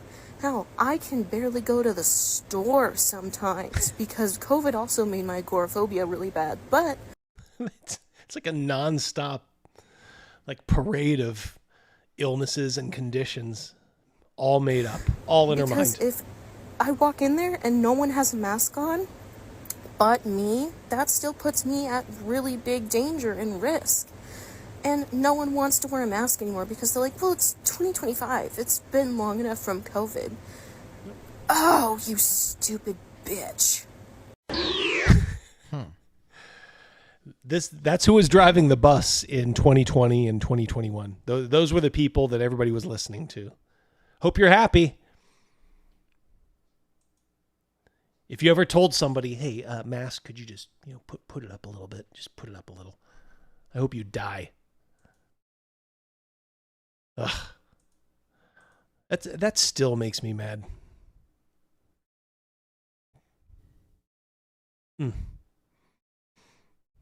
Oh, you have a brother like this. Yep. Yeah, we used to call them hypochondriacs. Mm-hmm. Just like, everybody understood too. What illness is it, now? I got diverticulitis. Okay. I'm sorry, but if you stopped wearing a mask and you still aren't wearing a mask, specifically a high-quality respirator, KN95 or higher, you are the fascism. A lot to unpack here. Yeah. Yeah, we got that. That's a nice head of hair on that, too. Yeah, nice head of hair. Upper lip. That girl needs to shave. Yeah. Could you pull that mask up over your mustache? And your ballot box. I'm tired of wearing it or seeing it. Yuck.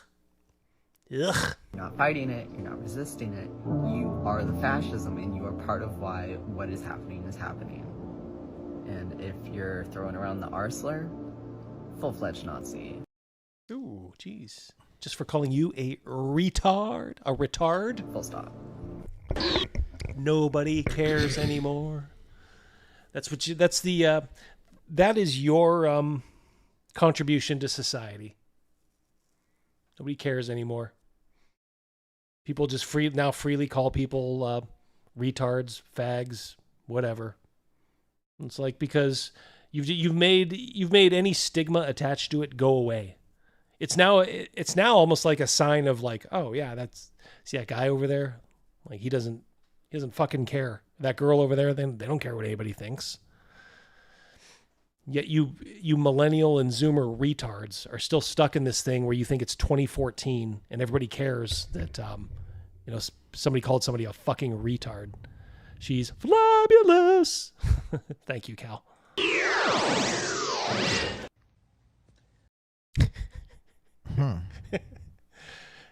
I think Shell Shock purposely like zoomed in on this one. All right, what do you think that she's gonna say? You think it's gonna be something profound? Do you think maybe she's gonna say like, guys, I was wrong. I was wrong about everything. Is it Tilda Swinton? All right, let's see what we're in for. I have been waiting for this one. Thank you for walking right the fuck in and handing it to me. Ooh. Ooh. All right. We don't give a fuck what men find attractive. We don't give a shit. In fact, you could go so far as to say, we're trying to turn you off. You're doing a good job. Yeah, I was going to say, mission accomplished. Yeah, there you go. Do you get it yet? We don't give a shit what you find attractive, ever. Not one motherfucking fuck. Then why are you so offended about the Sydney Sweeney Jeans ad? Yeah. Yeah, it shouldn't affect Who cares, you at all. Right? Yeah. Because you all have treated us like this. Like what? Like this. Way too fucking long. Like this. And we're done with you. So, thank you for handing me the comment that I needed to address this fucking issue. You're welcome. Not a single fuck. Not a single fuck. Wow. How about a hand job? That is. How about a reach around? You can close your eyes and. Yeah. That's exactly right, Chris. Yeah. Nobody was coming after you. You're a wildebeest. Okay. Nobody was even looking at you. Nobody was catcalling you. You were invisible to men. We don't get to fuck her. Yeah. Yeah. It's good to know you're off the market, though. We'll mark it down in our book. My God. We got a super chat. Osiris. If illegal migrants look like Sydney Sweeney and they were illegally crossing the border, liberal women would form SS units overnight. Yeah. Yep. And we got one from Patrick Dima. For two, Patrick. Not a single F, yet she keeps going. Yep. Yeah. Does it bother you a lot, or does it bother us, or does it bother you? What men like. All I want is for them to fucking stay away from me. It's going to happen. Yep. Whether you want it to or not, it's going to happen. Such anger. These women are lost. Lost. So if this helps, I'll do it twice. No, you did on the side too. Yeah. You did it thrice. Yeah. Yep. Message received. Yep. Got a news flash for you. I'm a white person. Same glasses. It's her sister. I know, seems crazy. But listen, what does that mean? It means that I'm the person that has to go out and protest on the streets, because our friends, our black and brown friends, it's dangerous for them. It's all dangerous. Right? So white people, join me. And I've been to a lot of protests, and there's a lot of us out there, but we need to up our numbers, so everybody join in. You go to a protest, a quote unquote protest nowadays. It's all these people, it's all these old boomers that everybody's just so sick of. You just can't. They probably go to the protest so they can meet up to go out and join their supper club, like after, you know. Their red hat club. Yeah, like where are we gonna go to eat after? Mm-hmm. Yep. It probably probably is a little social. Yeah, it is a social event. It's like a parade. They probably tell the other people with the Alzheimer's and the dementia that it's a parade. Yeah. They bring a chair. Yeah. Could fill out our numbers. And for those who aren't able to be in the streets, go to Black Out the System on this app. There are a lot of different things that you can do to actually protest and resist. Maybe you can't not go to work. There are things to do. Black out the list. No, black out the system. Black out the list. Oh my gosh. Let me help Black you out the system. There you go. Black out the list. Very simple. White people, get the fuck out there. Every attendee gets a Werther's original. This is, of course, how she and every other white woman sees themselves after they talk about how white people need to do more, and they're the champion of those poor brown people. And this is essentially what she's doing. If you were a black woman or man and said, "Hey, I don't really feel oppressed," shush. Yes, you are. I'll speak for you. It's the hottest thing a guy can do. All right. Interview here. We'll clean this up. $2. This is what demonic possession looks like. I think James was talking about the woman before. Yes. We got you, James. He's on tape delay. Yep. Yes. Woman on the street interview. I gotta say, very impressive. Is this a bust? Naked Gun. Is this a bust? Yes, ma'am. It's very impressive. So he's asking her, like, what's the worst thing a guy can do, or what's the worst thing a guy can be? Here you go. She's going to tell you a truth, and honestly, it may be uncomfortable, but part of it, I mean, it is true. I'm not really into nice guys because I like boys, so I can't really think of anything nice that they can do. My lucky day. Hell yeah. I'm just joking. All right. And what's the worst thing a guy can do? I guess be nice. Be nice. Because sometimes if you're too nice, it gives it's like the ick. Really? You know? Because it's like, why are you so nice? Do you like when guys like degrade you type shit? Is that what you like? Not degrade me, but because I feel. Put her in her place. If you have a young kid, like, you'd have to show her, like, all right, here's the thing. If you want a girl this attractive, you can't be nice. You can't be expressly like nice to her. You've got to be a little standoffish. But conversely, do you want a woman like this? Because she's probably a handful. Mm-hmm. I don't know if I would recommend that. But, look, when you're a 20-year-old guy, she's a dream. Yeah, you're thinking, you ain't thinking with this head. So and honestly, the problem is there's just a lot of guys just don't have that bone in them. Like, I understand what she's talking about, and a lot of times that's what, like, liberal men are. They try to be this kind of weaselly, like, almost, like she said, almost like they have, like, the ick, like, because they're so quote unquote nice. And a lot of guys aren't quite like that, but they also just can't really be mean. They're just normal dudes, and I think you would get used and abused by a woman like this, and that is a shame. And broke, yeah. And look, we've all been there, right? I mean, I know Crazy Mouse has. I have. There's one I'm thinking of right now, who you just ran into, a couple weeks ago. Correct. Delivering. Yeah. But yeah, every guy has a story of a woman like this who, you thought you had something. They agreed to go out on a date with you, and then just did not work. And you're like, man, she went through my life. She's a handful, all right, yeah. Or two. Two, yeah. I feel like if a guy is nice, that means he gets no girls, and that's like a turn off. You know what I mean? So you want a guy with a nice high body count? Yeah. It's so weird. It is. But that is a female thing, and it is sort of, in some ways, it is a way for them to weed out guys that are too desperate. Like, who's going to make a better father for my children?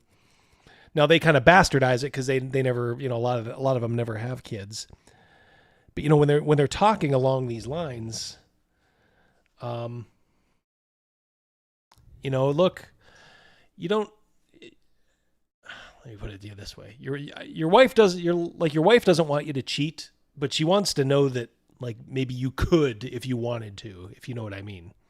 Like to them, I think there's something like to the fact that you're desired by someone. Yeah, else. you're desired. That makes them feel like they have something valuable. Then, if they're with somebody who would like just try beg to give it away to and just anybody, it's a turnoff. So there you go. There's your life lesson. Yeah. Unfortunately. Yeah. But then I'm on social media like I want a guy that gets no bitches, but like that's just not true. So. Okay.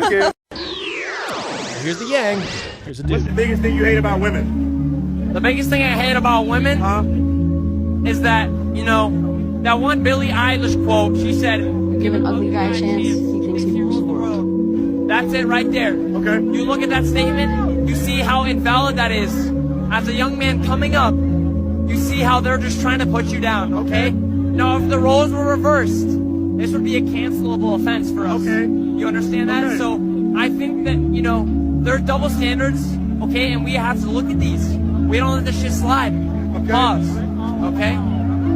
We just have to realize that, like, if you're going to say that about us, and you expect us to not say that about you, let's take a step back. Let's look at the situation, all right? Next question. Right. He's preaching to that brother.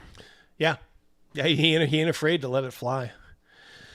Yeah, and if I was that age, I'd be fucking pissed at what women are nowadays.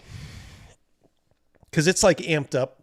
Like, before, like, that attitude of that chick, like, that was, like, for the top tier. Like, when we were coming up, wouldn't you agree, Crazy Mouse? Like, there was, like, a top tier that, kind of felt like they could do that. Yeah. But then there were, like, good-looking women. Like, girls, I made a comment to you on Friday about, before our game night, I drove around 5 attractive women to a concert.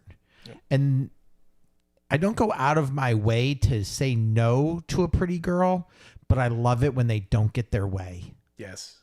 I love it. Yeah. And that particular night, I was in charge of them not getting their way, and I loved it. Yeah, they wanted you to come back and pick them up later. They wanted me to hang out with them all night long at the concert, drink with them, quote, pay for their drinks, and then Yes. give them a ride. They were a long Uber ride to the concert and then back. And getting a ride home would have been hard. And they knew it was going to be hard. And they wanted me to hang out with them all night so that I could give them a ride back home. and like you said, buy them drinks all throughout the night. I was like, I have zero interest in that. And it was just empowering on my end to say no to 5 good-looking chicks. Yep. God, that had to feel so good just to be like, nah, I don't think I can do that. Sorry. Oh, well. How we doing today? Good. Leaving work with some merchandise? No. She's a nurse. This cop already caught her on video. I'm sorry, what is your name? My name's right here. That's Officer to you. Okay, can I help you, officer? Yeah, I was just watching some very interesting video footage from your work. What are you talking about? Mind if I search you? No. You don't mind if I search you? No, I don't really want much to do with this, sir. Can I help you? Empty your pockets right now. Can I have some sort of warrant? I'm not saying, oh my God. Your pockets. No. We all know what you did. Who was we? You're making this way harder than it has to Check. be. Huh. What do you know? That looks just like the Rolex that was stolen from the nursing home that you work at. Yep. There's the money. Where's the credit cards? What are you talking about? Empty your pocket, right there. Empty your pocket. Here. Are you happy? Can I go now? Absolutely not. Would you care to explain this? Explain what? Where did these come from? Does that matter? We both know where it comes from. You often steal from your job and where you work? Whatever. I think I should go. I think I should go. Turn around. Hands behind your back. Sir, I'm Turn around. Hands behind your back. You have the right to remain silent. Anything you say can and will be used against you in the court of law. I highly recommend you exercise that right. I'm gonna lose my job. You already lost your job. We have you on video stealing all of this evidence. Take the phone, battery. And it's raining. $2 off-grid gamer, information age, or the poison age, just data. 1037, suspect in People are saying custody. this is all fake. This is not for real. Oh my god. Oh my god. All right. This is not fake. Oh, I saw this. I actually saw this. That is a eagle flying around. This sucker up here. There is a big eagle. Let's see if he gets it. He'll even dive into the water for it. Come on, get ready. Here he comes. Hopefully does another lap. Here he comes.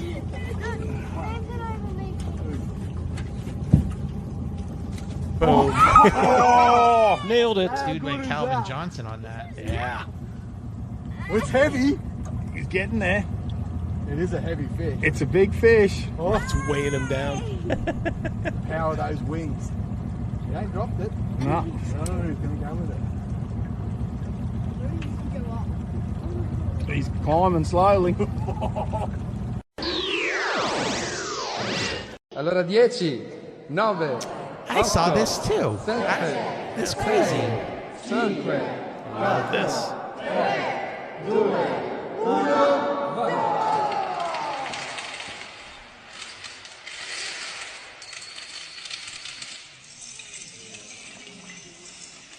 Wish that guy would get out of the way.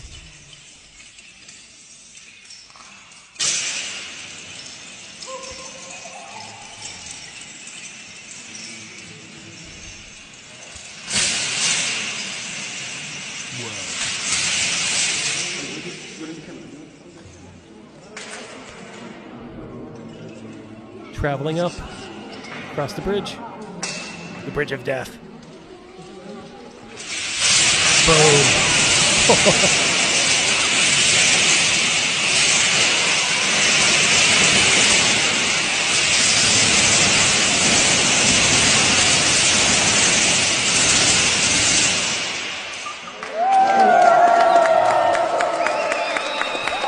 I heard it was 10 million dominoes. Really? Yeah. Holy shit. Damn. Damn.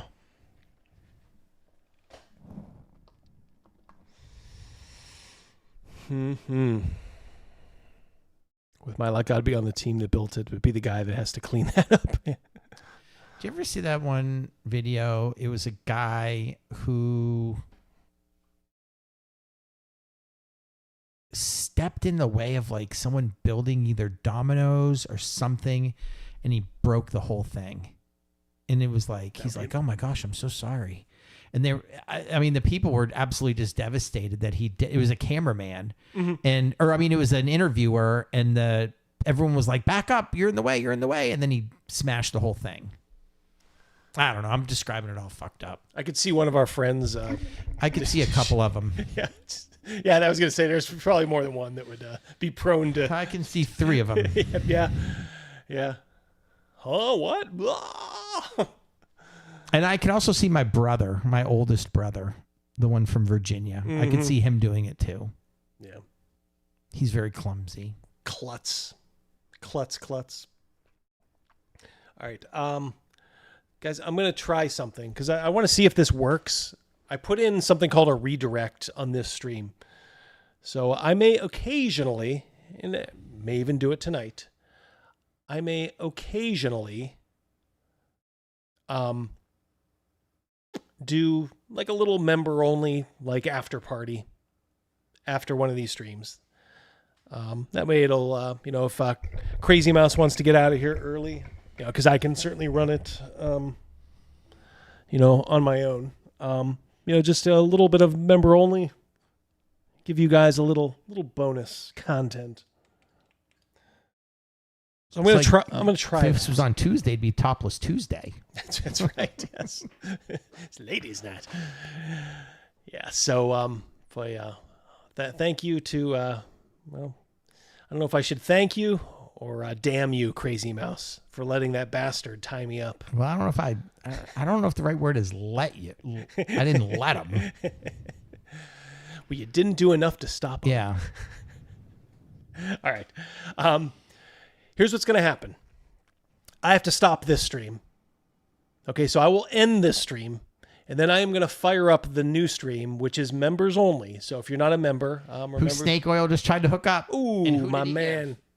Chen Hyun Chu. Nice. My nigga, you got it. Nicely done. We'll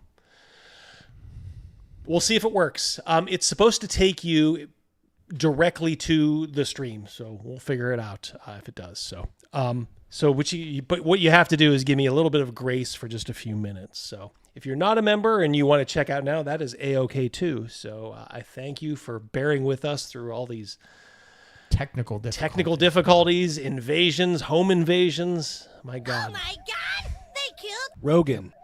Yeah, I got someone AWOL. We don't want to make it sound like he's traveling across the country tomorrow. He's just driving 40 minutes. Yeah, it's not that far.